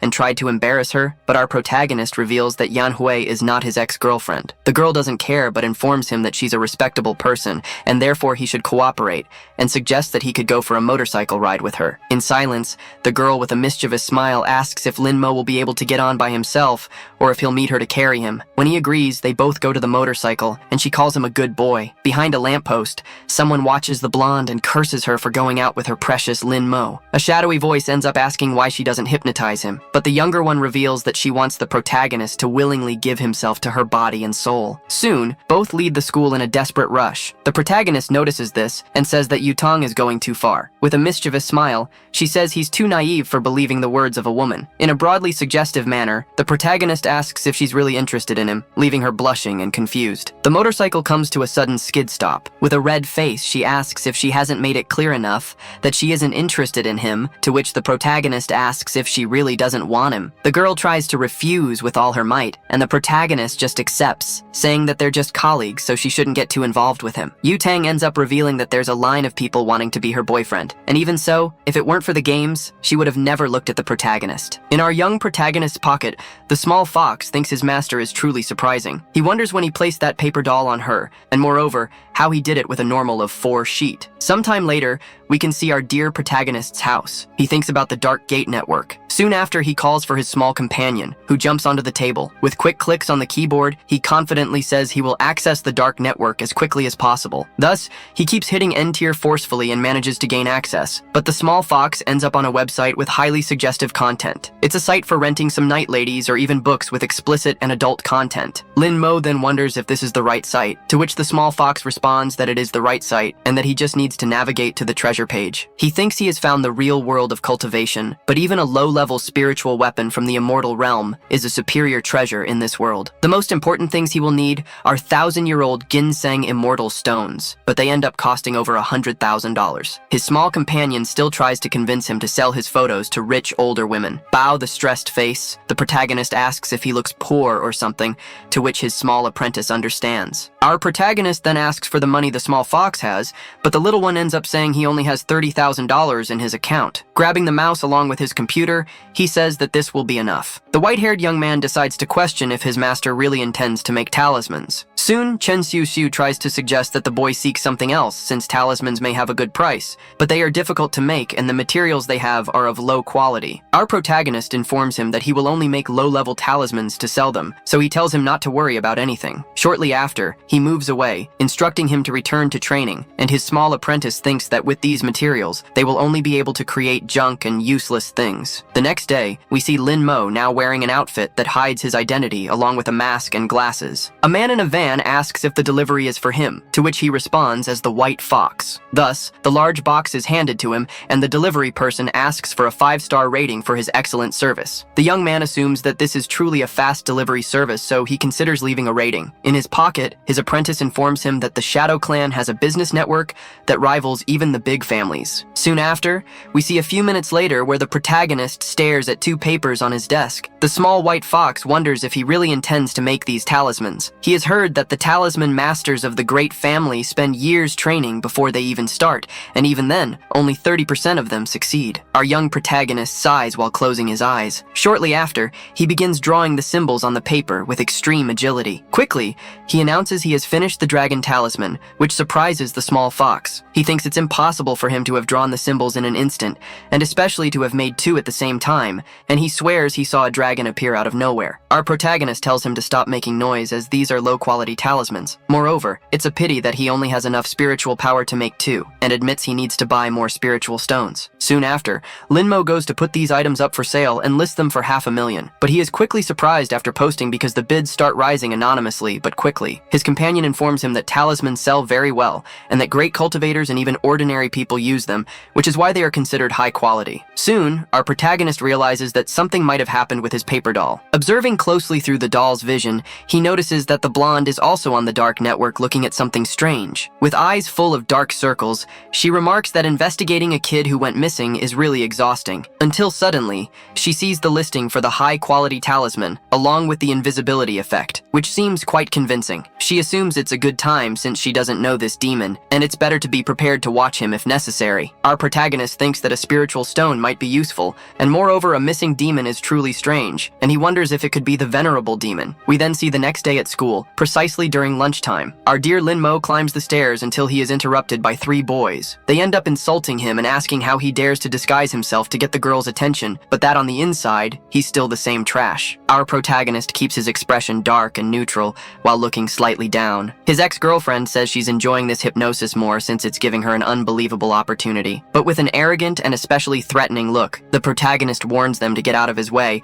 which irritates the people in front of him. The boys, unconvinced, ask if Linmo has lost his will to live, and then decide that they will kill him at that very moment. But before he could hurl more insults at the protagonist, he was caught by his massive hand. Our young protagonist pushes him against the wall in a single brutal move. The impact was so powerful that it knocked him out, and with an irritated look, our protagonist glances to the side. He sees the 2 other goons looking horrified, questioning if he really desires death. His ex thinks this is the moment to intervene and have the protagonist in her arms. But quickly, a black-haired girl steps in front of her. She shouts for them to stop tormenting him. It's the board game partner the protagonist met, and she immediately questions what's going on there. The beaten and crying boy lies saying they just wanted to be friends, but Linmo pushed him and punched his nose. The young woman questions if that's really true, since there's no way of knowing if the boy is lying. Soon after, the protagonist's ex insults the girl, saying she ruined her moment. She then pretends to have just arrived and asks if her protagonist is okay, claiming she heard there was a commotion and rushed over. She asks if it was the girl who did it, and then thanks her. She adds that one day she'll treat her to lunch to properly show her gratitude. She then grabs the protagonist's hand and asks him to leave with her, but promptly the black-haired girl holds her hand. With a confident tone, she says that this is truly detestable, as a woman should not take advantage of a defenseless man. With a malicious and angry expression, the ex-girlfriend tells her to stay away and not meddle in her affairs, as it's the best she can do. The protagonist tells her to let it go, since they can leave now. Hyunhui realizes she's losing control of the protagonist, so she tries to use her hypnosis, but the hypnosis is promptly nullified and doesn't work on our hero. The demon accompanying her informs her not to use magic for the rest of the day as he has a bad feeling. The black-haired girl states that she heard the younger girl had dumped the protagonist. She then walks past her, making her angry by saying she pities her, but the brown-haired girl stays rooted to the spot. Trembling with anger, she can only think of how unpleasant this girl is and calls the protagonist a shameless dog for not obeying her orders. Later, after classes, we see the protagonist arrive at his home. He is in front of the computer with his small companion. Ken Shu then mentions that someone offered 2 spiritual stones and a lot of money, understanding that this person really knows how to do business. Our protagonist realizes the offer is from the blonde girl and wonders if she is a member of the Phoenix group, adding that it could be a trap. Linmo comments that his companion had told him that the Phoenix group was responsible for eliminating demonic cultivators, so there's no reason for them to be involved. But the small fox reveals that a trap isn't necessary, as the Dark Gate network already cleanses demonic cultivators daily with the help of the Phoenix group. Then a small notification pops up on his computer. He notices that the chosen meeting point is Fengtang Station, a seemingly ordinary place. Even so, just to be safe, he goes disguised as usual. His small fox is perplexed, knowing that none of this is necessary as the site and the delivery are completely secure. The next day after classes, the protagonist successfully completes the delivery. He calculates that after the 200,000 commission in cash, he has 700,000 left in the spiritual stones. But still, he hadn't expected the quality of items in this world to be so poor. Our young protagonist then absorbs the raw materials all at once. With a smile, he realizes that at least he can still recover some of his spiritual power. He then takes 2 more talismans that he crafted, thus unleashing a massive dragon from the 2 papers. The protagonist instructs his small companion to sell the 2 on the Dark Gate network, to which the fox confirms. It can see the comments from people genuinely praising whoever the master was who created these 2 types of talismans. Lin Mo thinks that this world is truly backward in terms of cultivation, and it's strange that they get excited over a simple first-level talisman. Quickly, his small companion becomes excited and perplexed because someone offered 3 million all at once for the protagonist's talisman, but soon the price shot up to 4 million in one go. Someone in a fully technological room asks if they'd gone mad. They then question how a first-level talisman can cost more than 3 million. Quickly, someone on the microphone states that the invisibility talisman that was sold earlier wasn't ordinary, and that's why they want to find out about the manufacturer. In the blonde girl's house, she looks at her state-of-the-art computer. Quickly, she starts getting even more irritated as she sees something in front of her. Yu Tangmin clicks her mouse once, thus adding another million to the talisman auction. Our protagonist simply watches the prices rise with his arms crossed. He had it covered his small companion's mouth so he wouldn't cause any disturbance. Quickly, the bid reached a peak of 15 million in cash. The comments are from people wanting to make an offer to the protagonist, and especially asking if they can meet. Our young hero realizes that this is all dangerous, so he decides to disappear for a while since all the cultivators in this world will probably come after him. But at least he'll get something good out of it and decides to check on the progress of the blonde girl who was betting in the auction. Sometime later, we see the girl's house. Our protagonist notices that she's still investigating the disappearance of the boys, all of them being virgins, and it seems to have something to do with the Demon King. Looking at the screen, he notices that Yu Tang is conducting real-time surveillance. But at the same time, our boy feels a bit uncomfortable with it, as he didn't know she was into this kind of thing. She becomes tense upon seeing such ugliness on her computer screen and ends up slamming the table, saying that the boy is horrible and that not even his hairstyle can save him. The horrendous person then decides to search the internet for something, looking for tips to look better in photos. It could be anything that would make him look beautiful, so he still searches for eccentric filters. Other things cross his mind too, such as plastic surgery and facial harmonization, but there's something more. Things like having a flat stomach, long legs, and even removing love handles. Our dear Yu Tang feels she can't continue living after seeing such an atrocity on her screen. She admits that not even the fat guy is as unbearable as this disgusting person. Sometime later, we see the school during lunchtime. Our protagonist notices that the blonde girl said something irrelevant to him,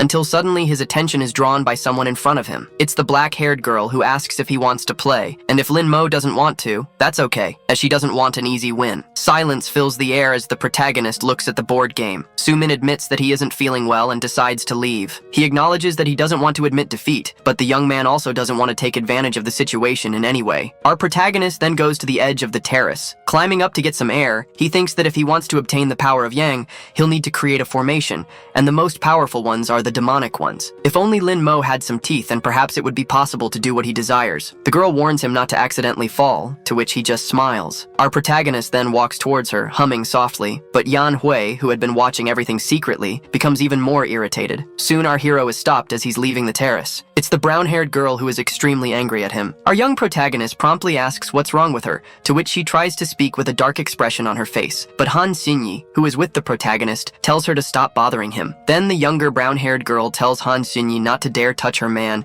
as he belongs to her down to his nails and teeth. He again returns and tells the girl to just wait, and she'll see her painful death. Lin Mo watches her leave, wondering to himself when he became hers. Sometime later, as night falls, we see the protagonist's ex-girlfriend's house. As she takes a stressed-out shower, Yan Hui thinks and admits that she underestimated our hero. She thinks she should have pursued him from the very beginning, but she assumes that this time, he will belong to her completely, without any hesitation. With a psychotic expression, the girl decides she will hypnotize him tonight to make the boy her obedient pet from now on. Her aura spreads through the air until it reaches the protagonist's house. The purple energy approaches him while he is having his morning beauty sleep, but a barrier formed from his energy manages to hold back all this negative impact. His small companion wakes up up and notices something happen, wondering what could have caused such torment while he slept. Quickly, Lin-mo realizes it's a remote hypnosis technique and admits he never thought anyone in this world would use something like that to hypnotize this emperor. The next day, we see our protagonist's school. The brown-haired girl stands in front of him, blocking and preventing his path. She tells him that tonight he will get ready and come to her house. With eyes full of malice, she can only imagine the taste of his lips and becomes even more anxious for the night to arrive. But then, she takes on a psychotic expression, thinking she has successfully hypnotized Lin-mo and assumes he will be obedient. On the other hand, our protagonist continues walking calmly, smiling as he realizes that it was her who tried to hypnotize him the previous night. It is then revealed that our hero managed to attach a paper doll to the girl's back. His consciousness was already linked to the small doll that smiled at our protagonist. We then see him later in the classroom, until suddenly, something catches his attention. It's the paper doll on his ex's body, which has just vanished. The reason for its disappearance was that the brown-haired girl herself discovered the small observer attached to her. She then incinerates it with her demonic purple flames. Her demon tells her she's pathetic for not noticing she was being watched. With sweat on her face and tense, Yanhui wonders who could be suspicious enough to need to monitor her. Her companion then informs her that whoever it is, it doesn't matter, as she cannot let this person ruin her plan. After school, as the afternoon begins to fall, we see our protagonist walking out, thinking that whoever destroyed the paper doll might be connected to the venerable demon. But since there are so many cultivators in this world,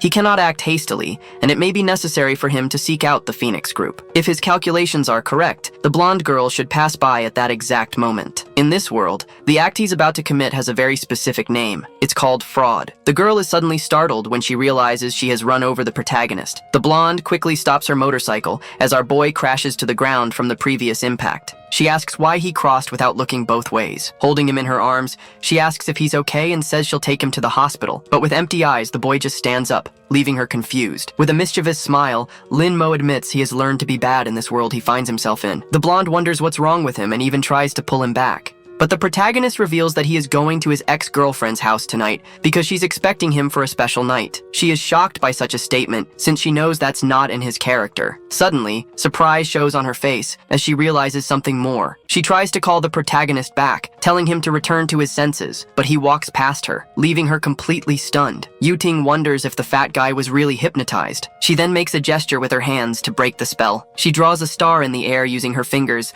resting her hand on the boy's forehead. The shine in his eyes, which had vanished before, starts to reappear little by little, but quickly fades again. She realizes it had no effect, and questions whether the person who cast this spell is really that powerful. Soon, the blonde beauty decides to use the Phantom Redemption Seal, applying a heavy magical palm to the forehead of our protagonist. This brings him back to his previous state of mind, which he had clearly been pretending. With his hand on his face, he asks what's happening and why he's there. The blonde says she was about to ask him that, and questions whether by any chance Lin-mo had met up with his ex-girlfriend. He admits he did, but asks what it matters, as she's going to see her fiancé. Completely flustered, the girl says that he had appeared in front of her and was hit by her motorcycle, so he should follow her to the hospital. Yu-ting wonders how our hero can say that after being hit, but she says she doesn't want to, and if she feels guilty, she can pay his medical expenses later. The girl grabs him by the collar, leaving him completely agonized. She then rubs a piece of paper in his face, saying she'll write him a check because she doesn't want to worry about a lawsuit from him in the future. She tells him to spend it on whatever he wants, but warns him not to use it against her in the future, or he will regret it. Our dear Lin-mo wonders if writing a few thousand zeros will be enough to exchange for a few hundred spiritual storages. The girl then speeds off on her motorcycle. Yu-ting tells someone over her helmet communicator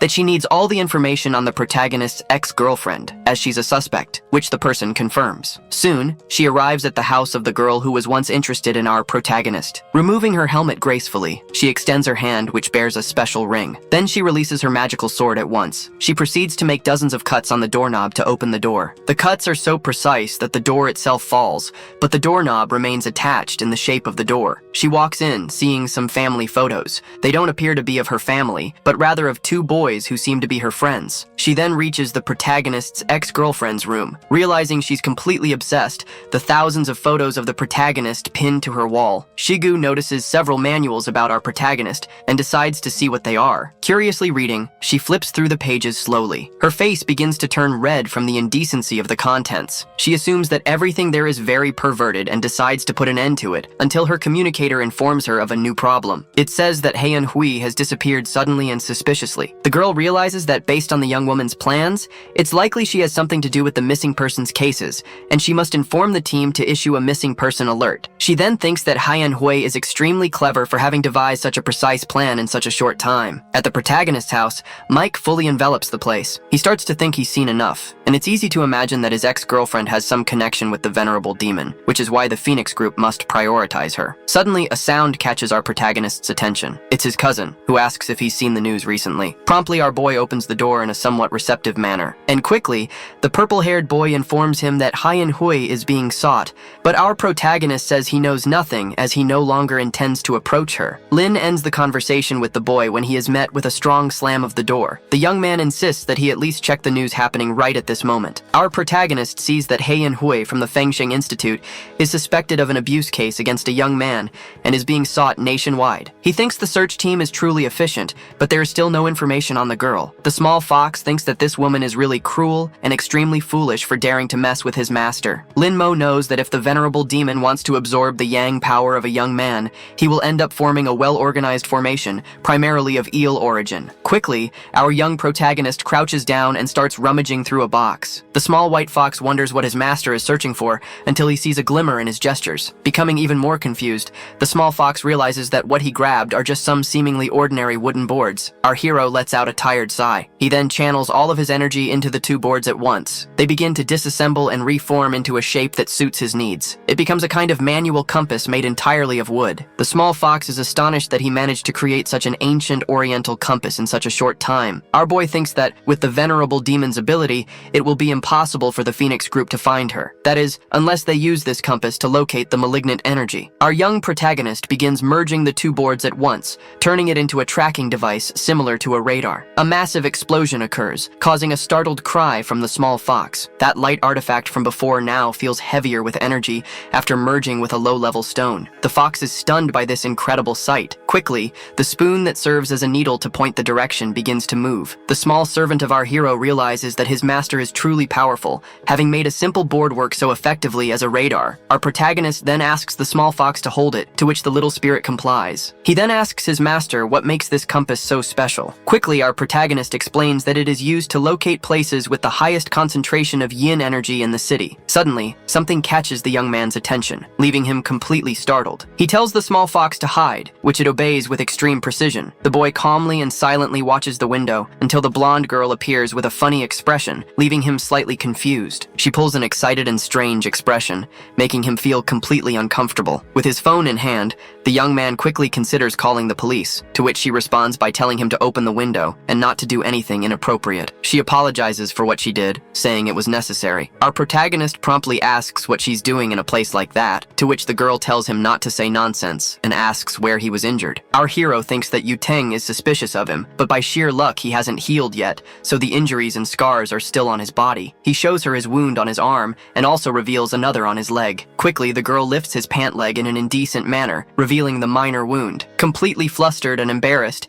he asks what she's doing, but Yu Teng insists she's just cleaning the wounds. Otherwise, she will be responsible for the scars that will remain if she doesn't. She thinks that this guy who used to be chubby really has the most beautiful legs she has ever seen. His fox shouts in his mind that his master offered his arm, and she went straight for his legs, clearly taking advantage of him. Our protagonist pulls his pant leg back down and says he didn't imagine someone like Yu Teng would come over for such a trivial reason. But the girl reveals she has a question, which is about him being one of the last people to have seen Yan Hui, and she asks what she told him. The boy admits he doesn't remember anything that happened after seeing her. The girl then steps back through the window and says that this was all useless, so she's leaving, but the boy wonders why she doesn't exit through the door. Soon after, Lin Mo, being completely cautious, asks her to wait. He finishes by offering to act as bait to help her if she wants. Quickly, the girl blushes with embarrassment, having seen something seemingly indecent, that being the well-defined chest of our boy, visible due to his shirt. She leaps from the balcony, saying she will accept his offer, but our protagonist notices she agreed a bit too quickly. The next day, the sun rises at the school. Our protagonist arrives in his classroom with extreme flamboyance. The girls approach him, completely worried as they heard that Yan Hui is an abuser, and are concerned about what she might have done to him. Our protagonist protagonist, being completely cold,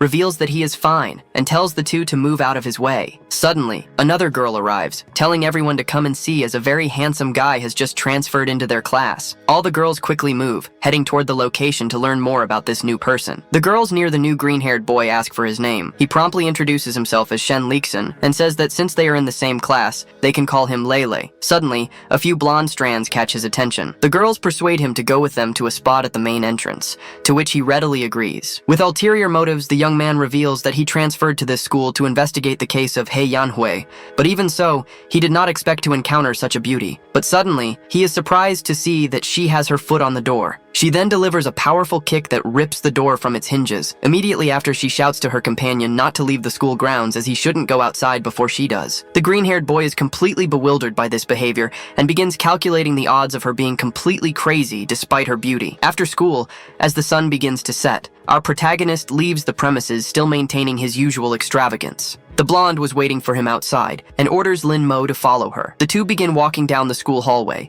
which is completely silent. They can see that he was taken to the school's infirmary so they could be alone. He states that he's already healed, and if she touches his leg again, they'll have to retaliate and restrain her until the police arrive. But the girl reveals she doesn't care about that and asks our hero to look at a document. She reveals that she has a police relative who found a diary about how to take care of our protagonist in He Yanhui's house, which is clearly a lie. Even though the boy has read it before, he's still surprised to see some rather questionable fetish details in the pages. Blushing, the girl says that her plan seems to have a detail about observing men and taking them to her house, and apparently Lin Mo was one of those men. But the protagonist says he never imagined she was a pervert and should have figured it out earlier so he could prepare himself in case something like this happens. The blonde then says they searched the entire country for her, but still haven't found a trace of her, not even in her favorite spots. Our protagonist puts on his glasses and mentions that he remembers He Yanhui always liked spooky places since childhood, so she's probably hiding in one of those places. The reason no one has found her is likely because she used some sort of makeup. He says all this while striking an extremely cool pose, to which the girl replies that our hero doesn't need to act like the school detective. Yuting realizes it all makes sense, as she must have used some kind of disguise to hide. She understands that Yanhui really enjoys dark places,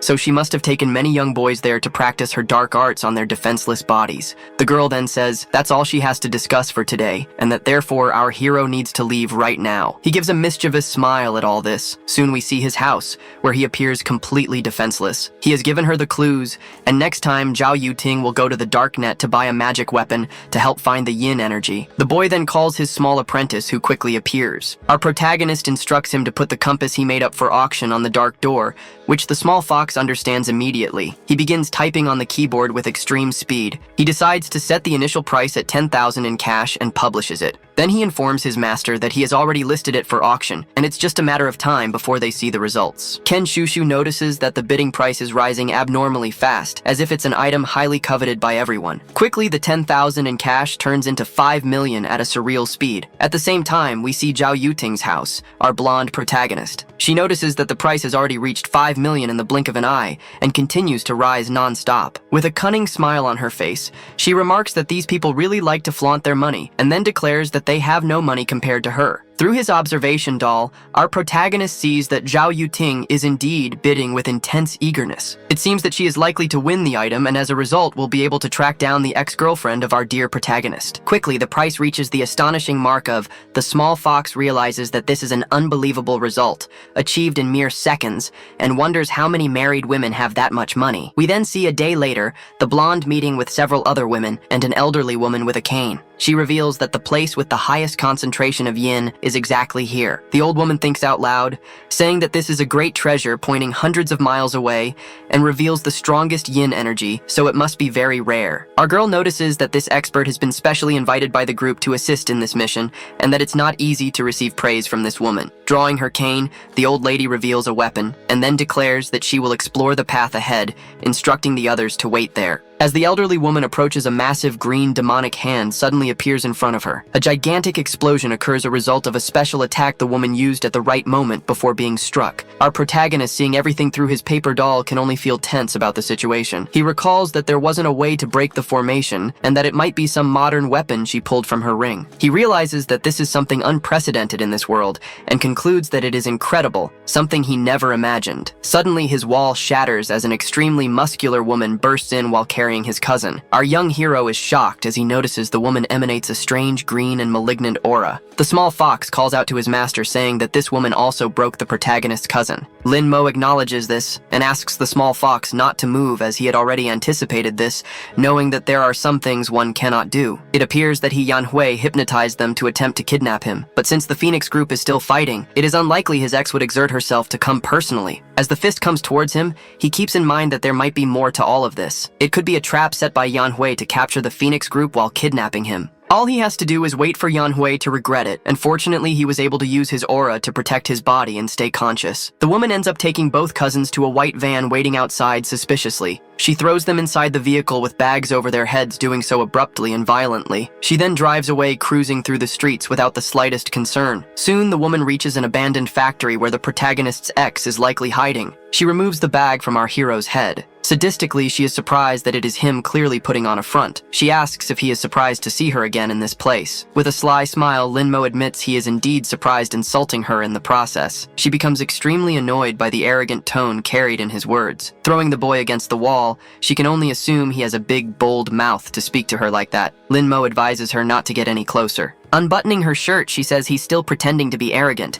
and wonders if it was Zhao Yutang or Han Xinyi who took his virginity. Her demon informs her that the blonde has broken the formation and is quickly heading their way, so it's best for He Yanhui to hurry up and get the job done. With a malicious smile and a wicked expression, she agrees, saying it's true since the Emperor is waiting for her next special move. She declares that the protagonist should stay there and wait, as she will return after they have tested the Emperor. Our boy becomes tense at the possibility that the demonic sword or the venerable demon might be communicating internally with the girl. In a dark cell where water drips, we see, sometime later, the protagonist's cousin sleeping peacefully even in such a situation. Her cousin wakes up in a panic, pleading not to be killed or abused. Looking around, he begs to be spared from this cruel fate, and above all wonders where he is. Elsewhere, we see the crater created by the old woman who broke the formation. Everyone gathers to see the massive sight. The blonde realizes that He Yanhui was indeed clever enough to use this formation to turn the place into a point of extreme yin concentration. Now they must follow the next direction the compass points to, so they can arrive in time, as the people there might already be dead. A green demon appears laughing and asks where the women think they're going. Suddenly, a huge explosion occurs, throwing everyone backward. Laughing maliciously, the flame-covered demon declares that everyone there will die without any demands. We then see the forest where the demon was summoned, and here, calmly grazing in the lush, life-filled area, senses something. This action briefly startles it. A gigantic explosion of green energy shatters the ground. Smoke begins to spread along with that colossal and terrifying aura. The demon, summoning multiple blades, claims that none of them will escape his wrath. His attacks are aimed at the blonde as he shouts for her to go to hell, laughing. As the attacks close in, the old woman shields the girl before she's hit. The elder declares that she will handle the demon while the others escort Miss Zhao away, as her life is too valuable to be lost to this phantom. The hot-headed spirit asks if she really plans to defeat him alone. He reiterates that no one will leave there alive, forming several seals with his many arms. He shouts, threatening that he will bury them all there that day, and forms a formation.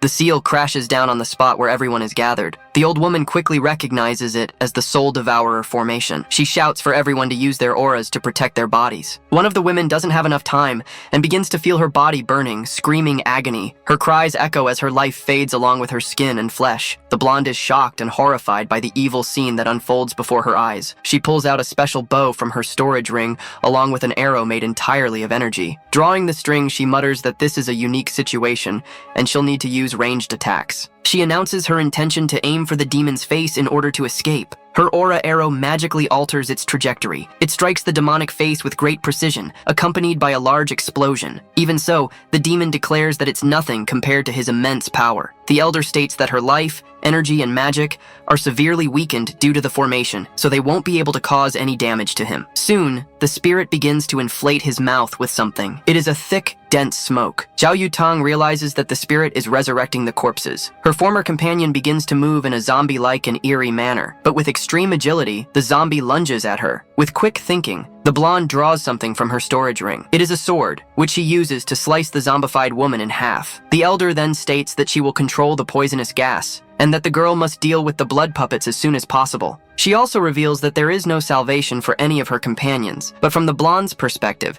she sees the remorse and part of the faces of those she once called friends. Even so, the swift slash of her sword, she is able to defeat the monster, but with another adversary present, she decides to execute a maneuver in the air to finish it off. Unexpectedly, Yutang hears that dead body calling her name. She hesitates, unsure whether to strike her former friend who seems to have regained consciousness, but it was all in her head, as the monster still attacks, tearing apart her abdomen with a single blow. The blonde can only cough up blood and regain her senses due to the damage. She grabs her weapon with more determination and ferocity. She then performs an X-shaped slash to end the fight. Even so, her wound is very severe. With blood dripping from her mouth and abdomen, she can only collapse to the ground. Her weapon dissolves into the wind along with the rain, as she chokes on her own blood. She admits it was unexpected, and wonders if these really were blood puppets. Yutang, in her thoughts, questions whether the old woman survived alongside her, and thinks that if she had known the danger, she wouldn't have brought so many people. The two hypnotized people who arrive at the scene watch her as one of them pulls out a knife. The elder tries to shout the blonde's name. A spirit attacks her, asking how she dares to be distracted. Behind the barrier, the demon says he is eager to see how long the old woman's turtle shell will last. The blonde, lying on the ground, blames herself, realizing the elder was also dragged into this because of her. The knife flies towards her,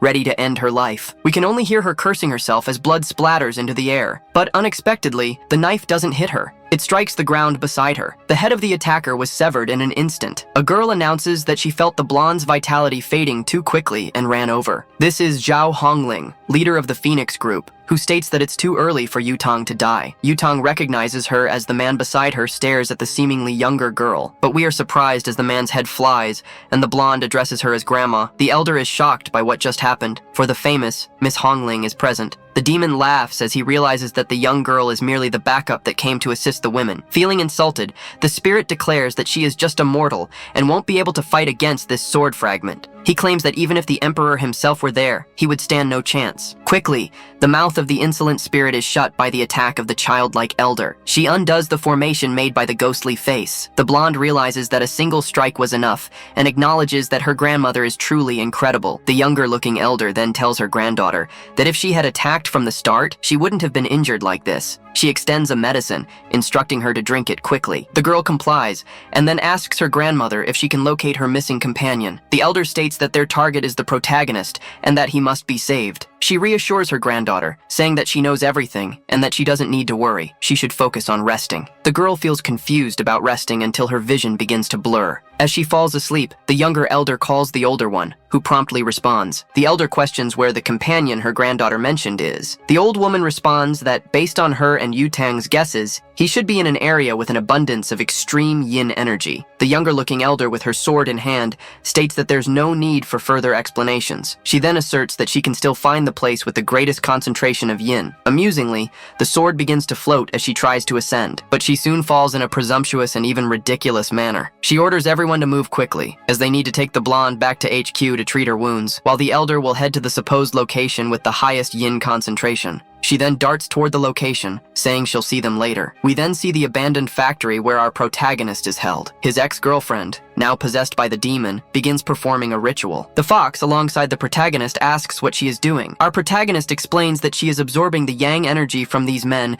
to increase her power, and the price is that she will age. Suddenly, something grabs her attention. A massive surge of energy. She questions who is disturbing her at this moment. Then we see the blonde's grandmother outside. He gently opens the door with a scowling, anguished expression. She asks what a young girl is doing there, and more importantly, if she's injured or lost. The younger-looking elder calls her auntie and says that the little bastard is inside. Confusion is evident on the face of the protagonist's ex-girlfriend at this statement. Inside the building, the small fox asks if it's safe to knock him unconscious again as soon as he wakes up, but our protagonist explains that there's no need to worry since he's quite resilient. Suddenly, a massive explosion occurs, startling him. Something flew from the doorway and crashed into the wall. It's the protagonist's ex, now impaled by the enormous sword of the little girl. Floating in the air, the girl remarks that they are just getting started, so Yan Hui shouldn't be complaining. Sitting on the sword, the small girl questions whether the older girl won't respond. The ex, taken completely by surprise, asks the younger-looking one to at least put up a fight. With her hands covered in green energy,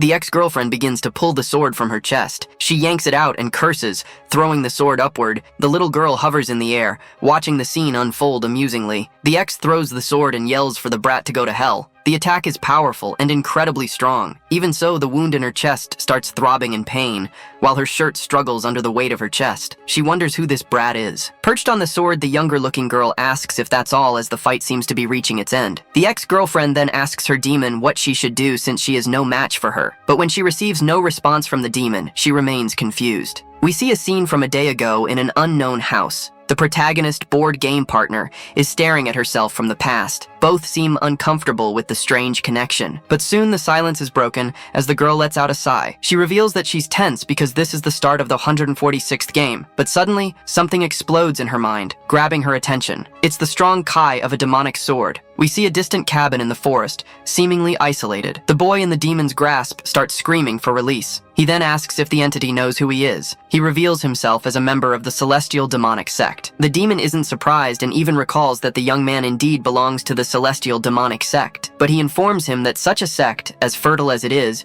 won't be difficult for him to massacre. With tears in his eyes, the boy realizes that this key is extremely powerful, and so he cries out for help. Suddenly, a massive explosion occurs at the entrance of the demon's residence. We see a huge trail of dust rising and falling at the now open doorway. A leg steps through. It's a woman who just entered. She stomps the ground with a strong, imposing force, almost as a threat. The spirit recognizes that this key is unusual. It belongs to someone unique. The figure before him is, in fact, his long-awaited mistress. Crying into the flushed face, he starts shouting for her as he runs toward her. The girl pushes him away with her foot, telling him to stop making such a fuss, to which he agrees. The girl identifies him as the demon allied with Yan Hui. He confirms, stating she's right, and admits that the familiar feeling of being stepped on is indeed his mistress. The girl hears someone pleading to be saved. It's the boy from before, who explains that he is the son of the patriarch of the celestial demonic sect, and therefore, if she lets him go, he will do whatever she wants. He explains that the sect specializes in cultivating magic and is no less powerful than the Phoenix group. The girl appears surprised by this statement and approaches. She sits on the demon, stating that she doesn't lack men, only dogs to obey her. She instructs the flamed spirit to keep the boy alive, as he is a good lad, which the spirit confirms. The green-haired boy thanks her for sparing his life, but with a blank stare, he declares that now that his life is spared, he will be her slave. However, he quickly falls asleep, enraging the demon, who tells him not to be disrespectful and idiotic toward his mistress. The spirit then explains his plan, to take Yan Hui as his host in order to regain his strength. Currently, the demon is hiding in an abandoned factory, and at the current pace, he estimates he can recover his strength in less than 10 days. The girl then asks if Yan Hui is completely enslaved to his control, to which he confirms, saying she is a lustful woman and therefore easily manipulated. Our young lady remarks that this isn't the best plan, but it will work for now, and regardless, she needs to find someone named Lin Mo. In the end, Han Xinyi reveals that there is a game that hasn't ended, so she cannot allow anything to happen to her other challenger, which the demon acknowledges. The spirit then advises that his mistress should collect the fragments as soon as possible since the situation is growing larger and worse by the second. But the girl insists there's no rush, as the Emperor has also come to this world, leaving the demon utterly shocked. She explains the memories between the fragments of the demonic sword do not communicate with each other, but some time ago, she sensed a breath from one of the fragments. However, just as she was about to reach it, the sword's kai was completely dissipated by a stronger ki she had only seen in the Emperor in 1,000 years. The demon considers using Yan Hui merely as bait to lure the Emperor, then orders her to go and kill that brat. She questions how she's supposed to kill the girl, admitting that she's never been in a major battle since childhood and knows nothing about martial arts. Soon, the younger-looking girl decides to use her secret sword technique. The protagonist exclaims she doesn't even know how to fight or engage in combat, so the demon decides that she is useless and takes control of her body. Her pupils dilate into a different shape as she says that this is something special. She declares that the old woman is a waste, and therefore she cannot be allowed to live even a second longer. With sinister laughter, the spirit charges forward with the girl's body toward the younger-looking one. Suddenly, a sword flies toward his back, while he keeps a bizarre grin. The spirit manages to deflect the sword with a sidekick. Laughing, he grabs the weapon,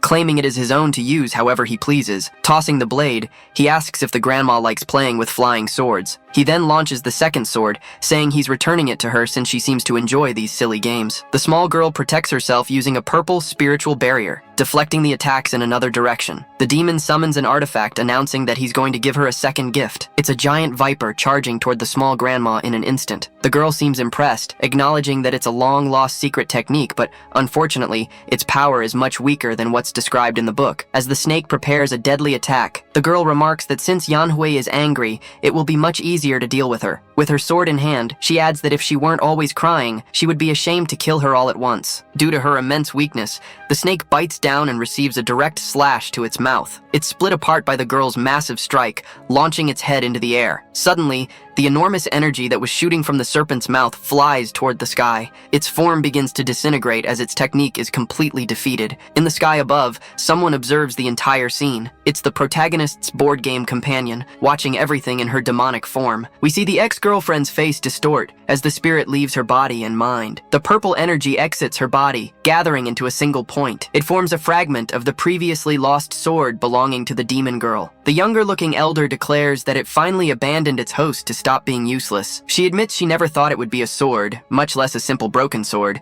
and thus feels a bit disappointed. But soon fear grips her, as the sword seems offended by being called broken. The protagonist's companion remarks that it's quite shameless to kick a dog when the owner isn't around, and that the sword should be more careful. The girl, sweating profusely from tension, recognizes this key as belonging to a high-level underworld demon. Her breathing begins to falter and catch in her throat as she feels the overwhelming pressure. Slowly turning her face, she witnesses this terrifying scene. She struggles to regain her breath, feeling suffocated by the sheer power disparity. Staring up at the girl above her, the elder can only tremble at the frightening sight. The horned girl taunts her, saying she's shameless for daring to stare at her so boldly. Suddenly, with incredible speed, the demoness vanishes from above the elder. Holding her sword, she remarks that it's no wonder she was so hard to find, since her kai was being suppressed by the seemingly older girl. The elder attempts to use her purple energy to fend off the attack and defeat the demon girl. She uses the 8th level Taoist sealing technique, causing pink bands to start wrapping around the demoness's face and body. But through those bands, a clear look of menace is visible, one that belongs to someone vastly superior to that technique. As the spell nears completion, the bands begin to change to a deep orange hue. The nails anchor into the ground, finalizing the invocation of her sealing technique. The elder uses the power of the body she possesses to borrow the 10,000 talismans of the 8 directions. She initiates the suppression of evil with the 10,000 talismans to seal the demon as well. Despite this, pink energy emanates from the massive seal. Still tense, she uses 4 celestial flames to enhance the spell's effectiveness. She then invokes the red lotus seal of the infernal sky to support the process. She completes the seal, closing off the demoness entirely. She begins reciting a higher vow, using the wall of equality to make all demons tremble and hide. She decides to combine her techniques to perform her final spell. The energy made Buddha clasp its hands in prayer as its tears fall. Suddenly, a crack appears, spreading rapidly. The enormous statue that just emerged begins to shatter deeply under the power of the sealed being. This was not the outcome she expected. It simply should not be possible. A bright red light starts emanating from the figure. She recalls hearing that Hong Ling is the strongest fighter, and that no one can surpass her, but she isn't impressed by the so-called strongest fighter's power. It's time to end this brat's fun. Despite feeling apprehensive, she says things aren't over yet, but standing beside her, the strange woman is already at her side, curious about what's supposedly not over. At that moment, the girl realizes she's in serious trouble, as her abdomen has been sliced without her even noticing. The demon woman remarks that when she says it's over, it really is over. She continues on her path while the poor redhead of modest stature collapses to the ground. She laments to her master that the body she currently possesses is too weak, and even with total control, she would be incapable of using a fraction of her power. Sweating coldly from the blood loss, the modestly tall woman struggles to reach for something. She needs to retrieve her blade to try and do something. After all this time, she should have noticed by now, but even with her there, it still hasn't appeared. The well-endowed companion looks back, seeing the blade approaching her, but she is unimpressed. She simply prepares to deflect it with her own weapon. The metal seems like butter against her blade. She had hoped to use Yutang to understand what she intended to do, but it's a pity that she's useless, not even fit for testing. This makes her sigh in slight frustration at the ease of her challenge. In the silence, she shouts out for the immortal emperor. She's certain he's already seen enough and could show himself and step out of hiding. Provoking him, she says that he must have become like the men of this world, a great coward. The strongest man is mediocre, incapable of ruling the world with such small power. If that's the case, it's simply disgusting. Starting with this modestly tall woman, she shouts again, so all those hiding can hear. If she's not stopped now, she'll take everyone on a first-class, one-way ticket to find out if there's life after death. As the demoness begins her countdown, she warns that if anyone plans to intervene, they better hurry up because she's counting to 3. One of the women covers her mouth to stop herself from saying anything. The young man remains in his cage, doing nothing. The demoness starts her count. A drop of water drips onto the boy's head, and he appears oblivious to the situation. Suddenly, he decides to pay attention. 2 seconds have already passed in her countdown. Then a desperate voice shouts, pleading not to be sent to the world of regrets. On the ground, the small figure writhes in agony. A silver-haired woman continues to hold her mouth shut. Meanwhile, the demoness is delighted with this reaction. But since nothing was done, the countdown ends and a massive pillar of energy shoots up into the sky. The area becomes the epicenter of a powerful manifestation of energy. Before her, a mighty vortex forms. Its light is so intense that one must shield their eyes to avoid being blinded. Finally, the one she had been waiting for appears in the place. This makes her happy, as she is sure the immortal emperor has not died and is still alive. Far away, someone questions what has happened to the sky. Looking at the camera, they note that a pillar of light has formed at the abandoned factory. Even though it is a cold day, the area around the light is incredibly hot, pushing away the rain. Anxious about what is happening, he grabs the phone from the person recording. He shows that the light has cleared the sky, speculating that it could be a beam from a satellite. Then he notices something emerging from the clouds. Someone else is watching the live stream. She becomes annoyed when the transmission signal cuts off as the beam appears. Inside her home, someone asks if she has done her homework since she spends all day on her phone. She insists she has completed her assignments. Hungxi, the location where the beam appeared, is far from her, and it is where Lin Mo currently resides. First the search for Yan Hui, and now this pillar of light. It has been a long and restless day. As she opens the door, the emperor appears, pushing the demonist by the head. Even after they have left, the wind continues to blow through the area. Finally, the air settles, but the window is shattered. The girl has no idea what just happened there. They simply cross the entire building. The demonist taunts him, saying that without the sacred sword, he is like an old man without tadalafel, completely useless. Delivering a blow, she declares that he is now nothing more than a punching bag. The force of the impact sends him crashing to the ground, destroying nearby buildings. Not satisfied, she begins to gather aura between her hands. She is preparing a massive attack. As she charges it, she chants an incantation. That dark power pierces the sky like a sword. A peculiar shape starts to appear above. Among the clouds, they look like a giant pair of eyes. It reveals itself as an enormous creature, similar to a giant snake. Opening its massive jaws, it releases a beam of energy aimed at the immortal emperor. From above, she is incredulous that he was unable to dodge the attack. But soon as she realizes that things did not go as planned, he remains unscathed. She hadn't expected him to have such a strong, protective seal. It's not fair. He knew demon canes were cruel, but it seems their descendants are even worse, showing no regard for innocent lives. Observing her, he realizes that the apple doesn't fall far from the tree, and the son is just like the father. This enrages her, as she believes someone like him has no right to interfere in her family's affairs. The serpent launches a massive attack directed at the city. She shows no concern for the civilians, and states that they may live only if the emperor dies. The serpent gathers more energy, closing its mouth. This time it strikes the ground with a continuous beam. It shoots through the entire city in a straight line. Wherever the beam passes, the destruction is total, and flames burn without cease. From above, the Demon King watches her handiwork with satisfaction. She's pleased as the Emperor's defenses have now cracked, and she waits to see what he's capable of doing. He begins to channel energy into 2 of his fingers. He moves them delicately. To her surprise, this movement is familiar, and she recognizes it. It's a sword technique. As she realizes this, the serpent is already struck. Then, as she looks at the creature, she notices the severe damage. Finally, after some time, the Emperor wields a sword. Now, it's with him. It's a good embryo, and it was worth the wait. She realizes that he placed a charm on the sword when she wasn't looking, forcing her to reveal her weakness. But his plan would only work if he could wield the trash in his hands. Creating a circle with the sword, he prepares a technique. He then brings the sword down, performing a slash. It's a secret technique, the refinement of the divine flame. She feels satisfied, as he always has something new to show. An intense clash of energies occurs between them. The two begin to collide at incredible speed in the sky. Quickly reacting,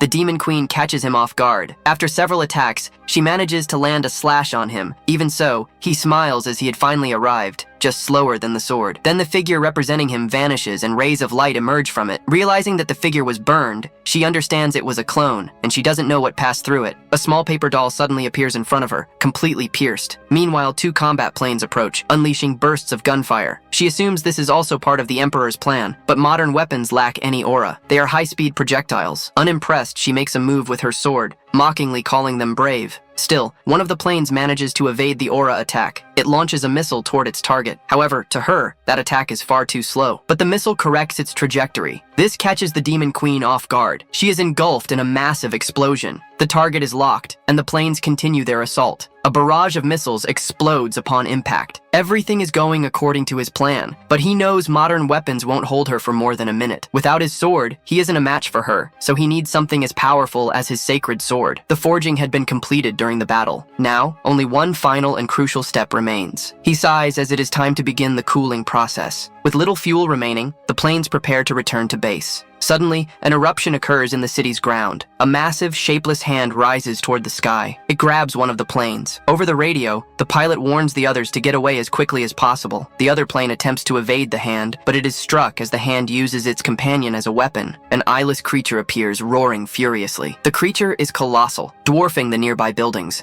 From above, the Demon Queen declares that this is what happens when they interfere in her fight. Now they all must die. Someone informs her that the beast is a roaming source of spiritual energy, a perfect opportunity to eliminate the Emperor before he completes his plan. But from above, something catches her attention. It distracts her, drawing her focus. A small child is crying, searching for his father. As he cries, he says he's very scared. While he shouts for his father, one of the creature's claws moves toward him. It's only a moment away from turning him into a splatter. The Demon Queen watches closely. The little bully continues crying, unaware that he's about to become a sandwich filling. This scene makes her close her eyes as she recalls something. She remembers when she was also small, searching for her father. With all the destruction, the city is in chaos and all the exits are blocked. In the middle of the traffic, a call goes unanswered. The man says his wife never answers, even when it's important. Unfortunately, they can't get a phone signal, but through the news, they learn that the monster that had appeared in the city center has vanished suddenly. Inside the car, the man worries about the rain that has begun to fall. His daughter mentions that the news had predicted no rain for that day. Beside the bridge,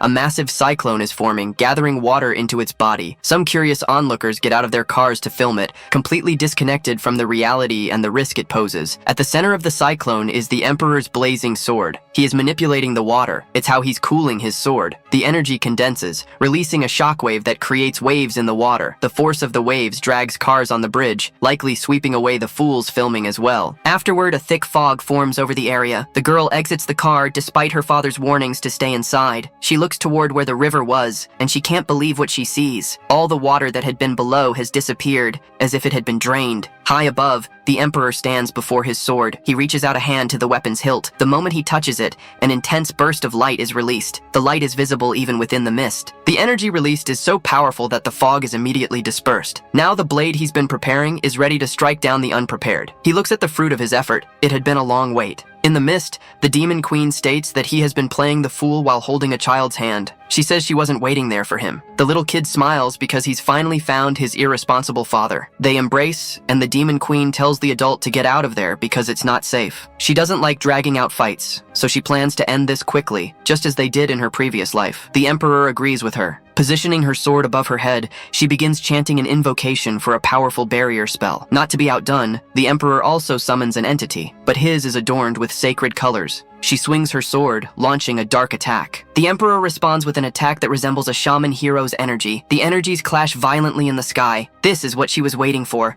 And now that he has his sword, there are no excuses when he loses. Placing his fingers in front of his face, the Emperor begins a prayer. Markings appear and the sword he created disintegrates. Observing this, the Demon Queen realizes he's using a forbidden sword technique. This is what he used the last time, and she should have prepared her demonic sword for this because in its current state, it's no match. Without the strength to resist his technique, she is struck. A massive beam of light continues to advance toward her. In the sky, a mysterious rift begins to form. Opening slowly, it reveals another dimension. With such power, the sky is tearing apart. Completely wounded and exhausted, she admits it's overwhelming. The Emperor stands before her, watching her closely. Looking at her, he states that a winner has already been decided, but someone interrupts, claiming that the battle is just beginning. Severely wounded, the Demon Queen mentions what she's seeing. It's the other half of the magic sword. The sword speaks, revealing that it had hidden well to gather its pieces, but the woman possessed many of them. In her injured state, she declares that even that fake sword wouldn't be able to land a fatal blow on her. Soon she'll recover from her wounds,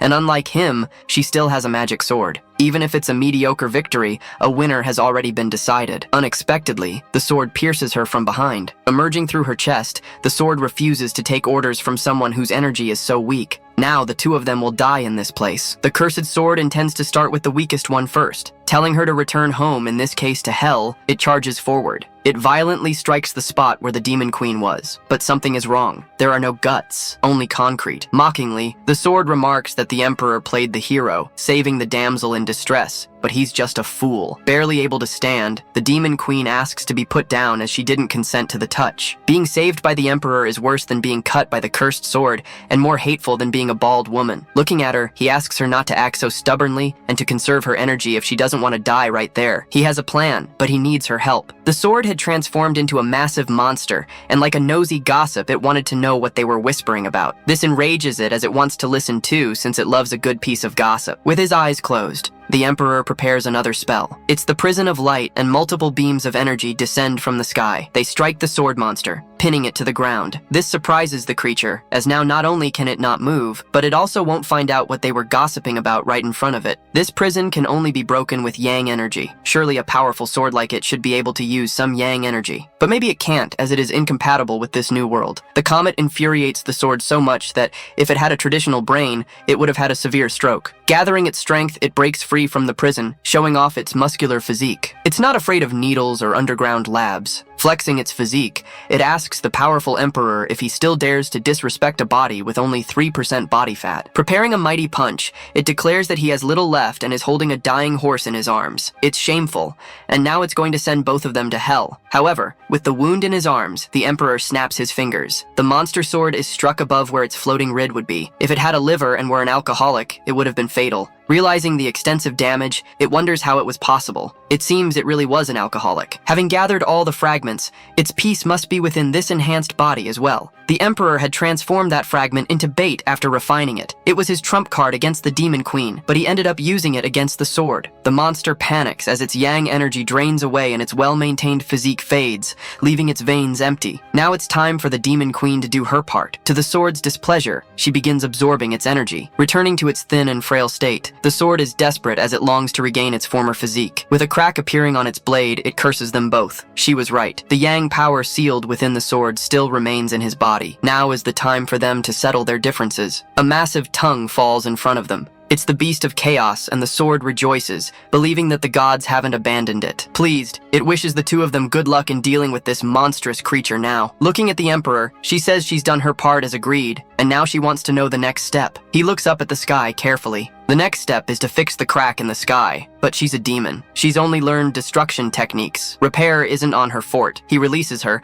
telling her she can leave as he can handle it alone. He just asks her to remember what she promised him. Faced with the problem, he brings his hands together and his eyes begin to glow. Separating his palms, a small source of energy appears. He releases it toward the creature, commanding it to return to the other side. As he orders the rift to close, the creature is pushed back. Immediately, the crack in the sky begins to seal. Watching all this, the demoness is impressed by such power. With blood filling his mouth, he says it's not that simple. He coughs, completely drained, doing that left hand with not a single drop of energy remaining. Unexpectedly, a hand grasps him, preventing him from being pulled into the rift. The demoness urges him to hold on a little longer. The tradition of demons states that the more lives they take, the stronger they become. But she didn't get stronger after all the killing. She realized her intention was only to provoke him and then bring the people back to life. For some inexplicable reason, this realization makes the demoness blush. Trusting her, he agrees to fix the situation and leave the consequences to her, as he believes in her word. He'd hoped she wouldn't change her mind after saving him, and now she is literally saving him. With his body halfway through the rift, she tries to pull him back. She mourns him that it's closing and that he isn't moving. Realizing the worst is about to happen, she calls out to him again. Calmly,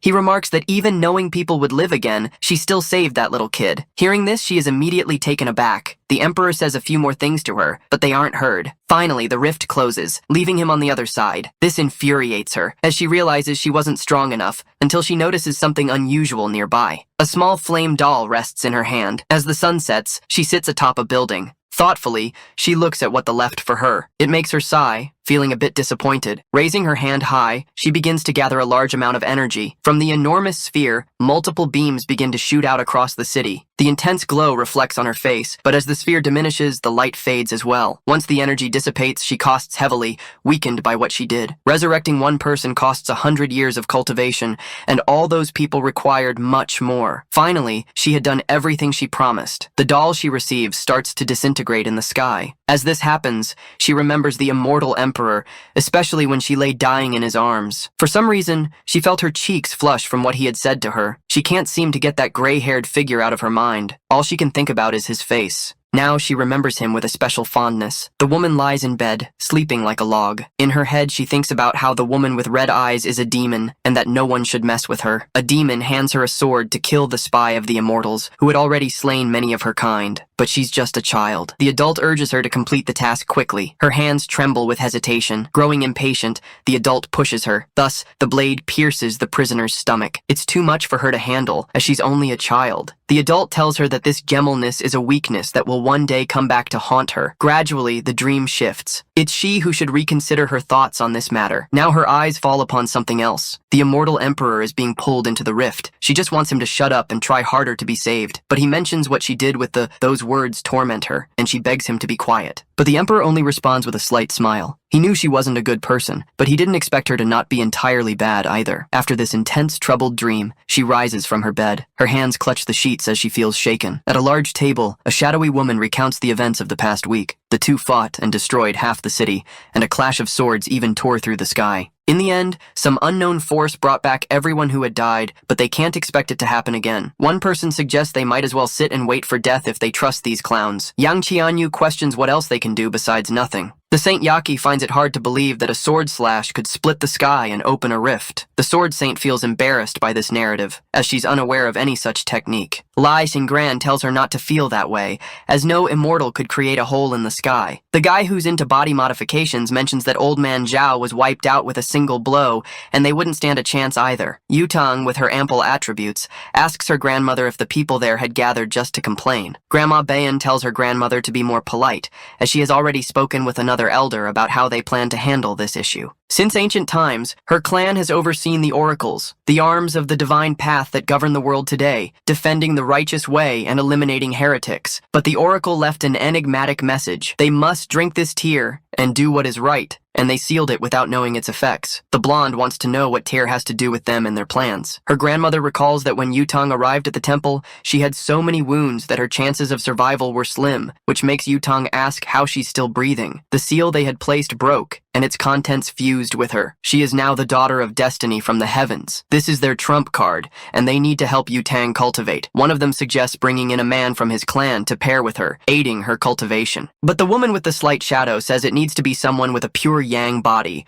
shocking Yutang that they're taking this seriously. A man with such energy is naturally very handsome, so they would have to choose the most beautiful, which further annoys Yutang. The guy with the piercing mentions that he must also be young, as an age difference would be counterproductive, so they should look in schools. That's why there's a beauty contest in progress. Hearing this, Yutang is upset that she doesn't have a say in the matter. Now the red-eyed girl learns about this new plan. It's necessary for Yutang to double her cultivation. There will be a beauty contest among students, putting him on the list of potential candidates. She wants him to win it, as it would bring them closer to the Phoenix Group and the Daughter of Destiny. In the meeting, they also mention something else, and she wants to hear it. They plan to use all they can to find the Emperor and His Majesty. After hearing this, she releases the guy to leave. But a week has passed since everything, and her aura still hasn't recovered. This body is weak, and since her last resurrection, her foundations have been damaged. Even if this world isn't dangerous, things have become complicated with the rebellion of the magic sword, as the Emperor and the demon's sword are her enemies. She will remain hidden as Han Xingyi for now, but once she recovers, she will pursue the sword first. She says she'll keep the pot, and the man tells her to move to the next counter. He also asks if she likes monarchs, which embarrasses her. A small girl with fox ears greets her master. She asks if he's all right, but the young man is meditating, deeply focused. However, he had instructed her to keep an eye on Yutang with a paper doll, so she summarizes the meeting's events. She didn't hear everything clearly, but she mentioned the beauty contest and how they want to double Yutang's cultivation to face the... Additionally, they're searching for her master and the demon, so he dismisses her as he needs to focus. The use of forbidden techniques affects his mortal body, making it feel as if he has no power left, so he must keep Lin Mo under the radar for a while. He makes a precise move on the board. His opponent has lost to him once again. She acknowledges this but thinks she only let him win because he was kidnapped because of her, believing that a mortal would never truly beat her. She recalls that she promised him a wish if he won, assuming it would be something like or something typical. To her surprise, he says that's boring and suggests they discuss it another time. She hadn't played well today. She seems sleepy and should have washed her face before coming to school. This infuriates her as she tried to be nice to the mortal, but it only inflated his ego more. She vows never to let him win again. A young woman greets Lin Mo, mentioning that she hasn't seen him all day. She says there's a beauty contest and she and her sister would have voted for him, but he's not on the list. He finds it too tedious and has no interest in participating. It's hard to believe that someone so vain would find a contest like this boring. So she thought that he was actually playing hard to get, so she decided she would be the one to sign him up for the contest. It seems that organizing such a contest at schools was way too easy. So far, in the first place belongs to a smelly nerd with visual impairment. She refuses to marry this clown. Until, among them, she came across Lin Mo. In front of her phone, the girl called her friends over to see something. It was a video of Shen playing the guitar. The guy's charisma made them a bit wet, in their mouths of course, but she said they were animals, devouring Lin Mo with their eyes. Wisely, one of them pointed out that the same person criticizing had liked and saved that video. Not to mention she even downloaded it to watch later alone in the dark, which is very suspicious. Trying to defend herself, she said they were just classmates and it was merely sympathy on her part. Ready to stir up trouble, her friend said she knew the girl desperately wanted to sleep with Lin Mo in the same bed. She shouted back that she would love to do that because he's handsome, fit, and well endowed. And if she was being honest, it shouldn't be a problem. From afar, two envious boys called her superficial, but in truth, they wished they were the target of that attention. He swore he would win the contest, spending 8 hours a day taking care of his photos. Lin Mo had already surpassed him, and in first place was an immature clown who looked like a pet shop animal. He said he would work even harder, but his friend brought him back to reality, saying he didn't stand much of a chance. Someone mentioned that the androgynous and feminine boy with a genetic visual deficiency walked through the corridors being harassed. Then he said he was done for the day because now he wanted to talk to Yutang alone. She thought he might not even know the real reason for the contest, but she was curious to know what he had to say. With a different voice, he said he hoped to continue receiving their support. But Yutang noticed this change. The boy approached with some cookies he had made for her, but his voice changed when he asked her to try one of them. But she refused to eat anything that Clown made as he looked like someone who didn't wash his hands. She left calling him disgusting, but she noticed that the voice effect produced by the divine demon didn't affect her. Perhaps it's because she is the daughter of destiny. Yutang was definitely irritated, feeling disgusted by the guy with glasses. She knew he was a cultivator using this ability to get attention from girls, and she didn't want to join him, but he was already on her grandmother's list, so she might not be able to tell her who he really is. While she sat at the table, her friend said Lin Mo had shown up. It's too rare to see him alone. Shen has been attracting all the girls lately, and Yutang had forgotten he was in second place. Her friend said she should go talk to him, which made her blush completely. She was so embarrassed that she hadn't even thought of it as a possibility, because they are just friends, and nothing more than that. However, she didn't finish the sentence. Her mouth refused to say they were just friends. She remembered when he playfully punched her in the side. In fact, they are just a pair of friends, but that's not what her memories tell her. She quickly remembered his shirt being open, revealing a modestly defined chest. Her friend said she didn't hear her properly and wanted to know if they were just classmates. However, saying that with a nosebleed was not convincing at all. Thinking about what she felt for that boy, she hurried out of the cafeteria. Yutang walked down the corridor completely immersed in her conflicting feelings. Some boys were about to talk to her. Her goal was to take better pictures of him, because without that, it would be hard to beat Shen with his voice ability. She had access to the best photographers in the city, and Lin Mo certainly wouldn't refuse the invitation. But as soon as she made the offer to him, he refused immediately, and he even said that if she was so idle, she should get a part-time job. Not to mention she was just bothering him. She should find someone else to do that. And there's an even more important reason. He thought to himself that he wasn't feeling well and needed to spend all this free time cultivating. But to her, he said he had recently been kidnapped and preferred not to trust girls. This last explanation seemed plausible, and she accepted his words. At the gym, she punched the punching bag with all her strength. Thinking about the situation, she imagined it was all her fault because she had promised to protect him. She had told him everything would be fine, but in the end, it sounded like she was lying. Because of that, he no longer trusted her, and there was nothing she could do about it. It was a situation that filled her with rage. Thinking about all this, she started sobbing uncontrollably. Imagining marrying that disgusting, almost blind guy was worse than death. She soon became angry again and began beating the punching bag.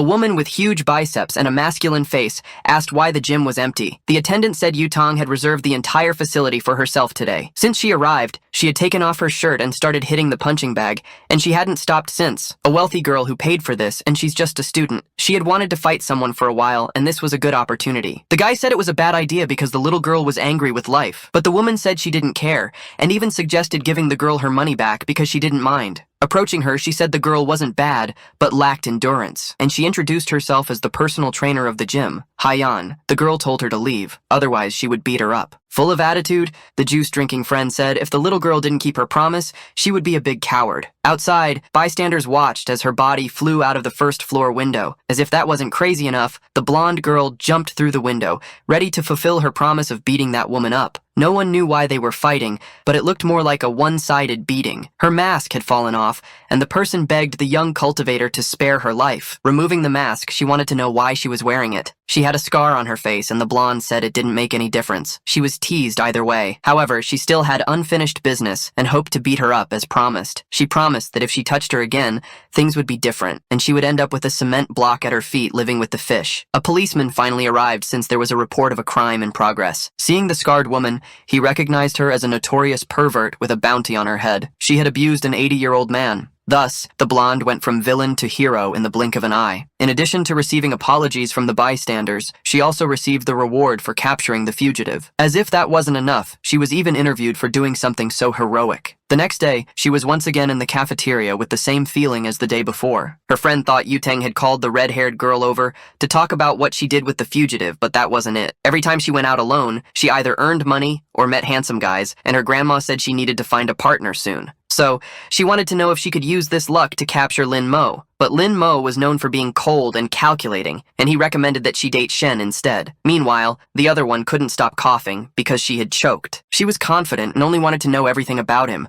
What he liked, what he disliked, his daily routine, blood type, address, nothing too invasive. It seemed that Lin Mo was the best friend of the red-haired girl, almost like a brother. If she wanted to know more about him, she had better start handing over coins because nothing comes for free. This made the blonde smile at her audacity. If she said something useful, she would get 500,000 yuan. But if she talked nonsense, the redhead didn't even listen and said she was a woman of her word. Pulling something out of her bra, she said there was no turning back now. All those notes were related to his habits and interests, which she had been collecting over time. Now the blonde found herself overwhelmed with material to decipher. However, there was one thing she could confirm in advance. Every day at lunch, he didn't eat in the cafeteria. He got his meal and disappeared. But the blonde had already noticed this too. A friend said he played chess on the terrace with a girl every day. As soon as she heard it was a girl, the blonde felt a wave of jealousy and wanted to know who this bold person was. Pointing to where the food was, she said the girl was right over there. So the blonde turned to see who it was, as she had never heard of anyone playing chess at the school. It was the red-eyed girl, Hansini. Upon seeing this, the blonde became even more surprised. She hadn't expected that. Then looking at her, she remembered something. She was dead, she kept saying and repeating it. Because of a stupid game, she was ignoring her friend's life. Her friend told her to be careful because Hansini was a strong competitor, but the blonde said they were friends. At least they were that once. Sitting on the terrace under the cloudy sky, she said he had finally arrived. He said the weather was bad and that there were plenty of empty rooms. They didn't need to stay on the terrace, but their battle started on the terrace and it would end on the terrace. She asked if it scared him, but he said she was joking and mentioned the forecast for that day predicted rain and snow. So he was worried that a certain girl would get all wet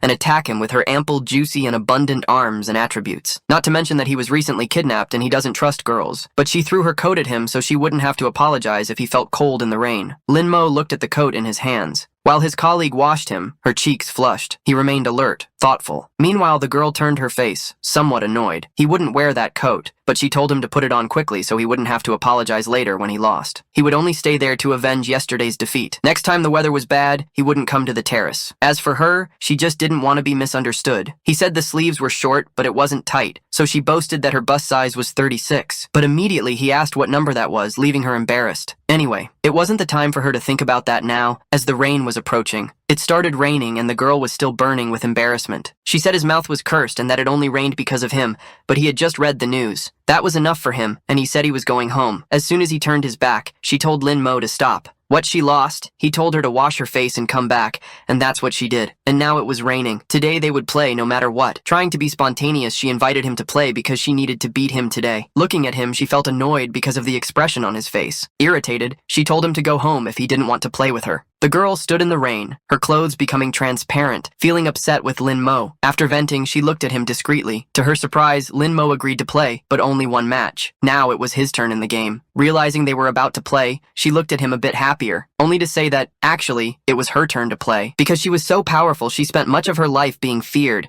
never having a friend or anyone she could trust. She was prepared to be the queen of demons to commit genocides and lead. She didn't need to feel affection for anyone, but she managed to feel that in this world. Someone who accepted her spontaneous invitations. Someone who wanted to do things she liked to do in her company. For the first time, she felt joy in doing something like that. He sneezed, and the little girl wanted to know if her master was okay. He said he was fine and wanted to know how the Dark Gate was doing. Everything was fine. She had published all the sign-ins she had received from him, and 8 had already been sold. That way, there would be compasses for her to find yin energy, so the demonic sword wouldn't dare to be so aggressive. She should hide everything related to cultivation at home until the wall that was destroyed could be repaired. Suddenly, a woman appeared, calling him by name. She wanted to know what he had done with Yu Tang, as she had received several gifts from her, and the girl said she wanted to talk to him. Lin Mo said he had done nothing and hoped she would knock on the door next time, but they had guests, and she wanted him to go downstairs to greet them, but it would be a hassle for him, and he needed to take a bath. This upset her because Yu Tang was after him, and he ignored her, but a marriage between them would be excellent for his family. She returned and asked the blonde to wait because Lin Mo was taking a bath to look even more handsome. The woman said she, her husband, and her son needed to leave,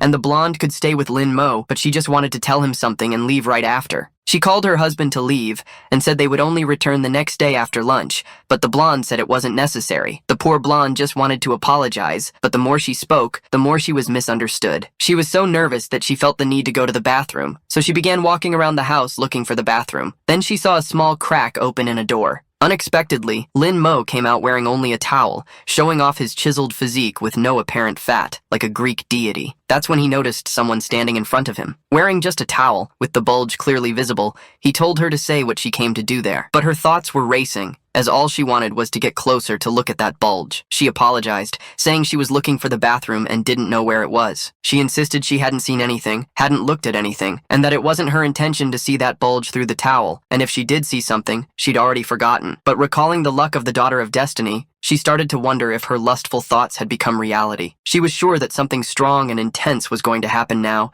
starting with her own feelings. Now she wasn't sure what she was feeling in her chest. Gathering courage, she told Lin Mo that it was still too early for them to do this. Unfortunately, she didn't finish her sentence as she felt something strong in her chest. It was a punch from Lin Mo, determined to defend his purity from voluptuous women. He had mastered the technique of protecting his innocence skillfully, and he didn't know what she wanted, but it was better if she took care of herself. Back in the room, they had a slightly healthier conversation. The blonde wanted to apologize for being unable to protect him the last time, but for him, that was Yan Hui's fault, not hers. Still, the blonde had bought many gifts for him as an apology, hoping he would accept them. He said it wasn't necessary, but if she wanted to pay for the wall repair, it wouldn't be a bad idea. Since it was already late, he needed to rest, and if she was done, she could leave now. So she left his room, carefully closing the door. Outside, she leaned against the wall, frustrated with their interaction. Slowly, she started sliding down the wall until she sat on the floor. This wasn't the feeling she wanted in her heart right now, and she began to recall all moments she had shared with Lin Mo up until then. It made her sadder than she expected. Inside the room,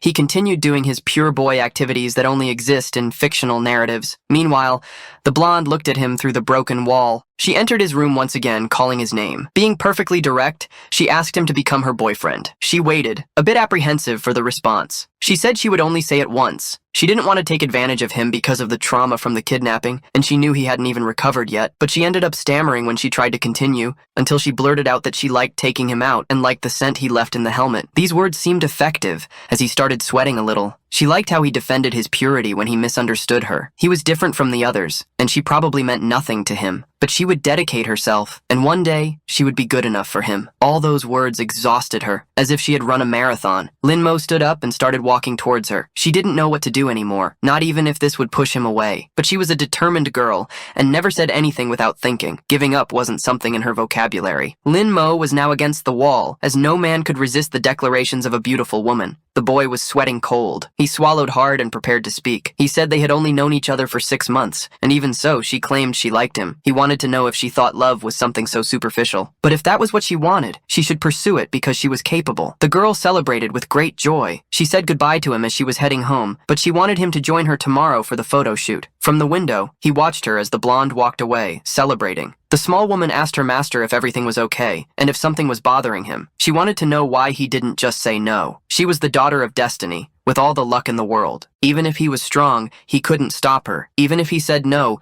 the heavens would help her get what she wanted. But love isn't just a matter of luck. However, if luck touched his heart, which had been alone for 10,000 years, then there was no reason to stop it. This was definitely something to think about. Love-struck and simple people are just as foolish as anyone else. The next day, they told him to look at the camera. Now he is well-dressed and posing for photos. In another outfit, he strikes another pose. This time, he's dressed as an athlete. The blonde says these clothes don't capture his essence, and that the school uniform suits him best. It doesn't make sense to him, but the blonde insists on the school uniform for reasons she doesn't say out loud. Now he's wearing more formal attire. Finally, they reach the voting results. Linmo won, but they didn't know his immediate background, so the boy would need to be tested. One of them wanted to know how they would do that. The redhead was in charge of this, and if she was worried, she should show him to them. She immediately remembered the blonde and the reaction she might have. She set the meeting for the next day at the hotel at 6:30 in the evening. However, they never said whether they would attend or not, but the world was at risk. They needed to be extremely careful with this. After that conversation, he hung up the call. It was finally time to meet Linmo. The employee wanted to know how they would handle what she had requested. She wanted to change his scenery,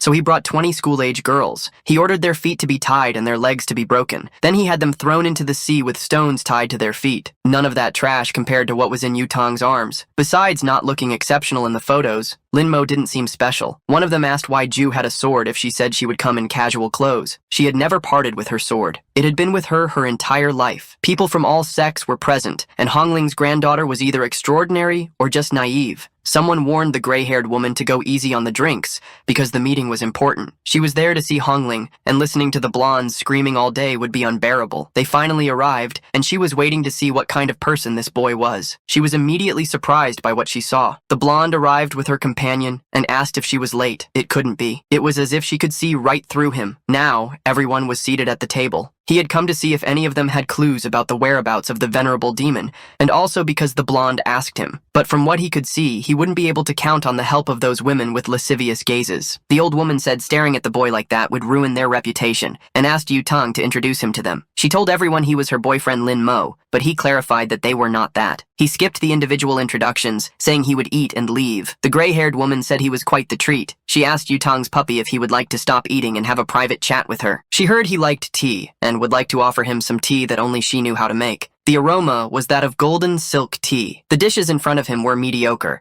and you should try the delicacies she offered. The blonde immediately sensed something suspicious. She noticed a bit of powder fall from under the woman's nail, possibly party powder or something else entirely. The blonde stood up immediately, asking the mischievous woman what she had put in the tea. In her defense, the slay one said that a lady from the Xiao family shouldn't tarnish her innocence over something she didn't do. She claimed she hadn't put anything in the tea, and if she did, she would cut off her own head and present it as a gift. But if she hadn't done anything, she demanded to borrow her boyfriend for a few days. Hearing this, the blonde was filled with rage, genuinely furious. Approaching her, pressing her own attributes against the others, she dared her to repeat those words if she had the courage. She was certain the tramp had done something, but perhaps it was just provocation. So, she told Lin Mo he shouldn't drink what the woman offered.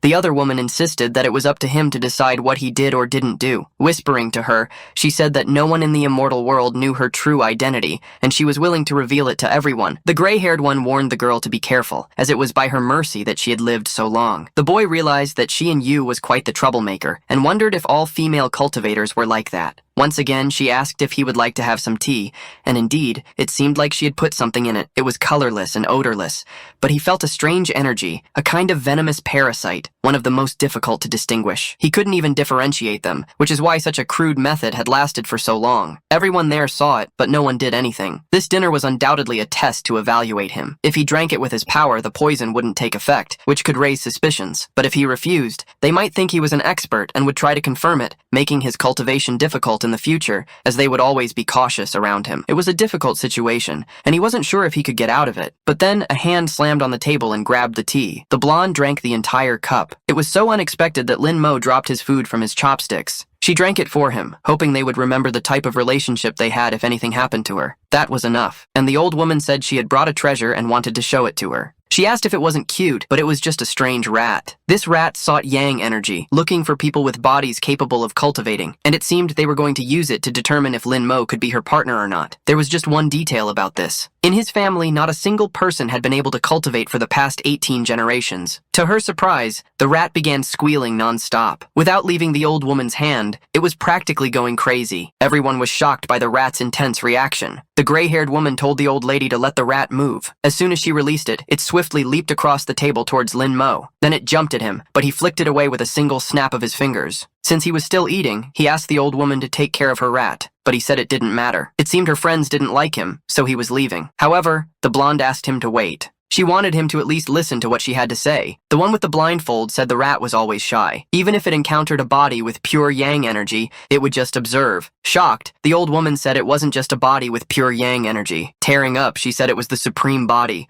something she had only heard of in legends. The Zhao family's daughter was too lucky, which made the old woman literally envious. What happened that night must remain confidential. Anyone who leaked the information would be severely punished. Thinking to herself, the gray-haired woman imagined that Yutong wouldn't be able to resist his body. They left the place on her motorcycle. He wanted to confirm if there really was something in the tea, and the blonde said that woman wouldn't dare do anything against her. And since she hadn't come after her, it meant it wasn't anything serious. Distracted, her eyes widened in shock at the sight in front of her. An unfortunate dog crossed in front of her motorcycle. To avoid killing the animal, she made a risky maneuver, preferring to risk her life and her boyfriend's instead of the animal's. In that moment, all she could see was Lin Mo flying through the air, but she managed to grab his arm. The two ended up falling to the ground. The blonde ended up on top of him, and the boy asked if she could get off. Worried, she wanted to know if he was hurt, but he was fine as falling off a motorcycle only hurts in real life. He looked curiously at the blonde's hands. Throwing snow in his face, she suggested they have a snowball fight. The poison she drank caused some effects. Childish behavior was one of them,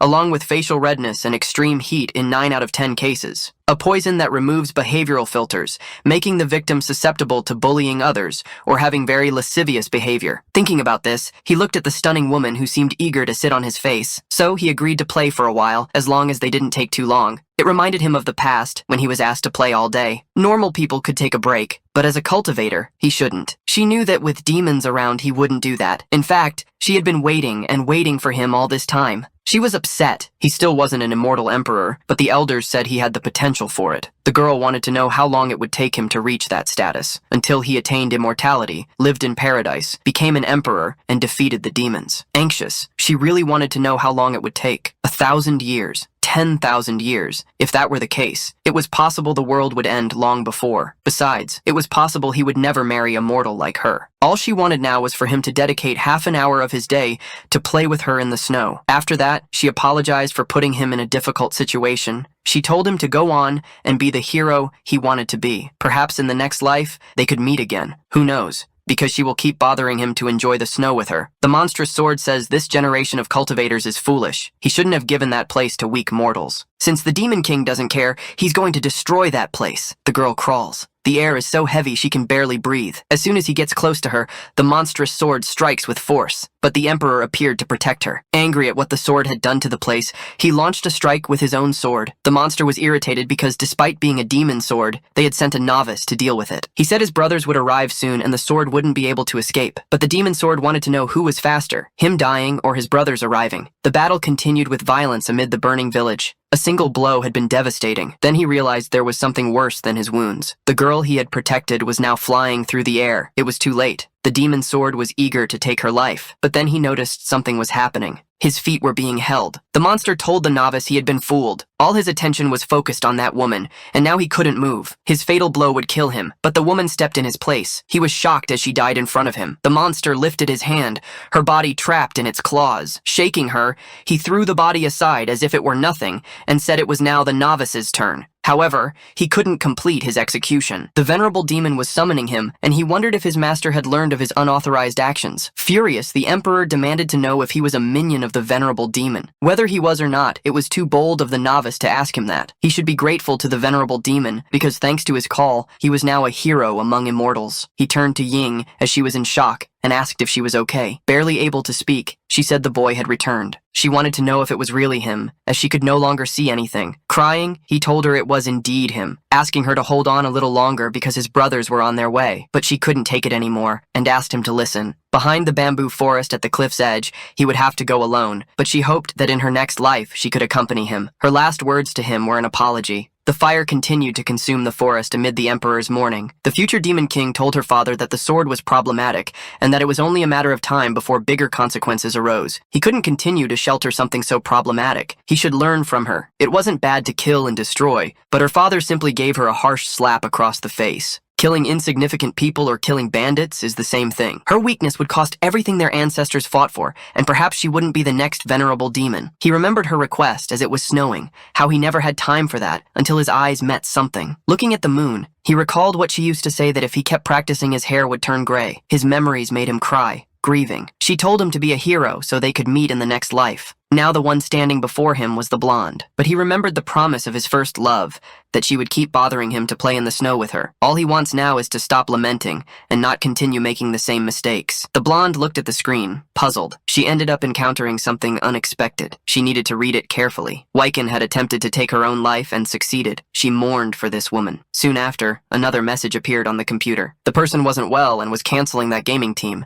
Now she was furious with Henshini. All of this was undoubtedly her fault. If it weren't for the blonde, she and Henshini wouldn't have ended up in this situation. Almost losing consciousness, she lamented for Wyken. Meanwhile, the ominous woman wanted to know what would happen if the blonde ceased to live right there. But she apologized, as she hadn't imagined her family would put so much pressure on her because of a tournament. Then another person appeared before her, saying that it wasn't true. It wasn't just about the game. She wanted to know how Henshini was there. Stabbing a knife into her chest, she asked if she really wanted to know how. If that was the case, she should think carefully about it. The truth about the matter. She was sure the blonde would find the answer eventually. Slamming her hands on the desk, the blonde asked her to wait, but now she was alone in the classroom. The blue-guard girl appeared and said it was lunchtime, asking if the blonde had eaten. Approaching her, she wanted to know where Linmo was, and the girl said she knew that question would come up, so she prepared in advance. He was on the terrace and wasn't alone. This made her jealousy grow. Seeing that the blonde was leaving, she asked her not to get into trouble. She didn't want to believe that someone like Henshini was interested in someone of the opposite sex. Besides,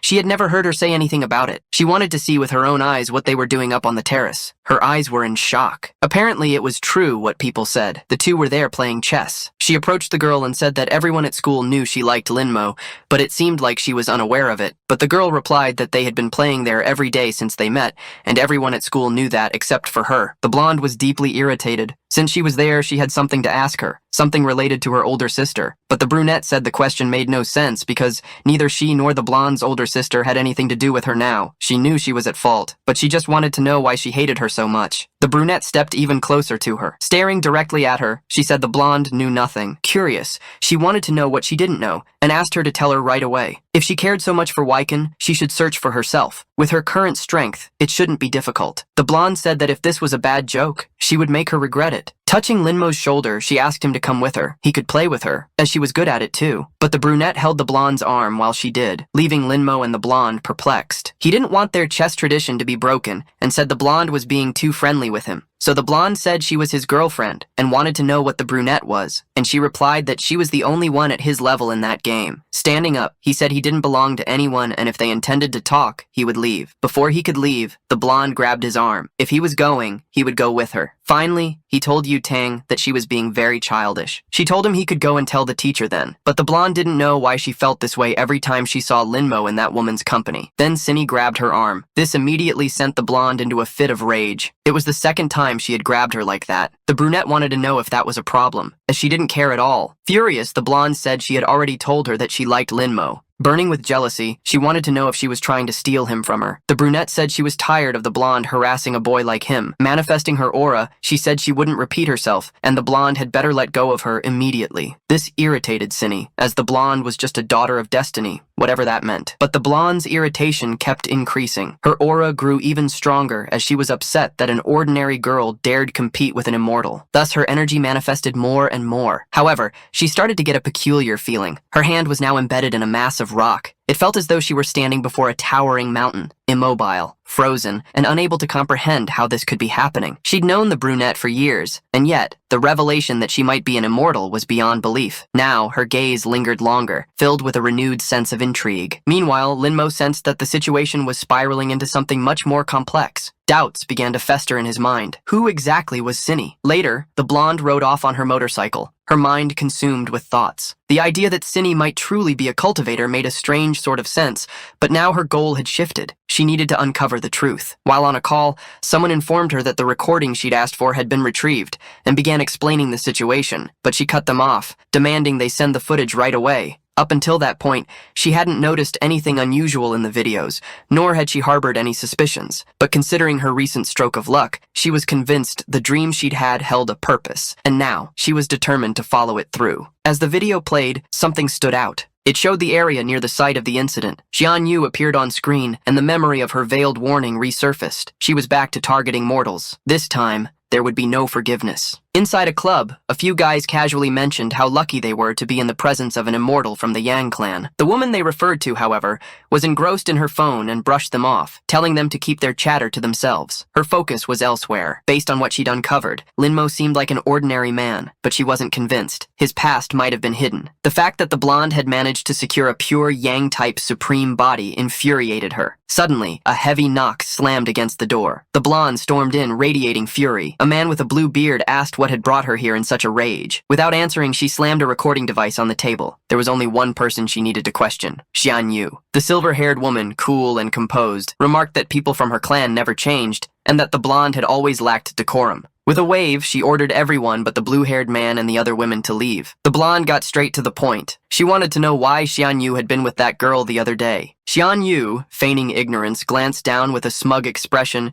and claimed she had no idea what the blonde was talking about. But the blonde wasn't about to drop it. If she wouldn't confess, she'd remind her. Back in the day, Waken had been on her team, and together they made it to the finals of the spring tournament. Their opponents in that final were from a group called Heaven's Gate. The gray-haired woman raised an eyebrow. Was that supposed to impress her? Livid, the blonde shouted at her to stop pretending. She knew the truth. Xian Yu had led Heaven's Gate. Driven by envy, she'd harmed Xinyi and killed Waken. It was all to spite her, to satisfy her sick ego. Xian Yu lifted a hand to her mouth, let out a breath, then broke into laughter. Startled, the blonde asked why she found any of it funny. "You Tang," she said, still laughing. "You really are adorable." Lighting a cigarette with practiced ease, she explained. Back then, she had been bored, just looking for a distraction, so she gathered a team that eventually lost. She hadn't even known who was on the opposing side, but had she known the blonde was involved, she wouldn't have wasted the opportunity. The blue-haired man interjected, noting that Xian Yu hailed from an old, prestigious family of immortals. She didn't waste time on petty things. She was simply restless and had decided to participate. Xian Yu then brushed off the video as a coincidence. She didn't recognize the girl, and sharing screen time with her didn't mean anything. The blonde, unconvinced, snatched the phone from her hand and challenged that claim. They had entered the building together. Xian Yu left just after Qin's jump. That couldn't be random. Still, the silver-haired woman dismissed it. The area had plenty of foot traffic. Making assumptions based on that was premature. But if Yutong really wanted to fight, she was welcome to try. This time, she'd take it seriously, and she wouldn't hold back. Yutong had better leave while she still could. Seething, Yutong kicked over a nearby object. "Say that again," she growled, needing to be physically held back. The blue-haired man intervened, stating that he would spare her, just this once, out of respect for her father. But she vowed that once she had the evidence, she would destroy Xian Yu and her entire bloodline. With those words, she turned and stormed out. The man remarked that Yutong was impulsive, but that she clearly meant every word. Xian Yu, exhaling a puff of smoke, asked if he doubted her. He replied carefully, no, but the year had been volatile, and antagonizing the family that supported them most was a dangerous gamble. She waved him off, saying he didn't need to wait for her. He left, muttering that they were all insufferable. Now alone, cigarette in hand, Xian Yu made a call. She gave a single order: find whoever leaked the footage and eliminate them. Then she slammed the phone against the table. Yes, she had invited the blonde, but killing mortals never bothered her. This time, it would be different, brutal, swift. Without hesitation, she had made up her mind. Yutong had to die. Elsewhere in a restaurant, Lin Mo studied the menu board while a server pointed out the options. Eyeing a tray of fried crab, he said that was what he'd ordered. The server confirmed it, but he was confused. The dish in front of him didn't match. She explained it came from a special menu curated by the blonde. The chef had never handled such exquisite ingredients before. Lin Mo dismissed it as completely unnecessary. Standing nearby, the blonde heard his complaint and looked visibly hurt. She explained that the dish came from a distant land and that she wanted his help identifying the ingredients. With mild reluctance, Lin Mo agreed to help. Her eyes lit up and she clapped in delight. She then told the cook to bring the rest of the food elsewhere. Lin Mo wouldn't be eating here. Knowing how much he preferred peace while dining, she had arranged a quiet room for him. But Lin Mo responded coldly, saying there was no need for such empty gestures anymore. At those words, she caught him by the arm. He glanced at her from the corner of his eye. To her, it wasn't meaningless. Her feelings ran deep. She was in love with him, desperately so, and dreamed of one day claiming him for herself. Everything she did was filled with passion and intent. Surprised by her sincerity, Lin Mo hesitated, then gave her a faint smile. "If that's how it is," he said, "I don't mind." As he walked away, the blonde noticed someone approaching. Looking down, she caught a glimpse of feet and froze at what she saw.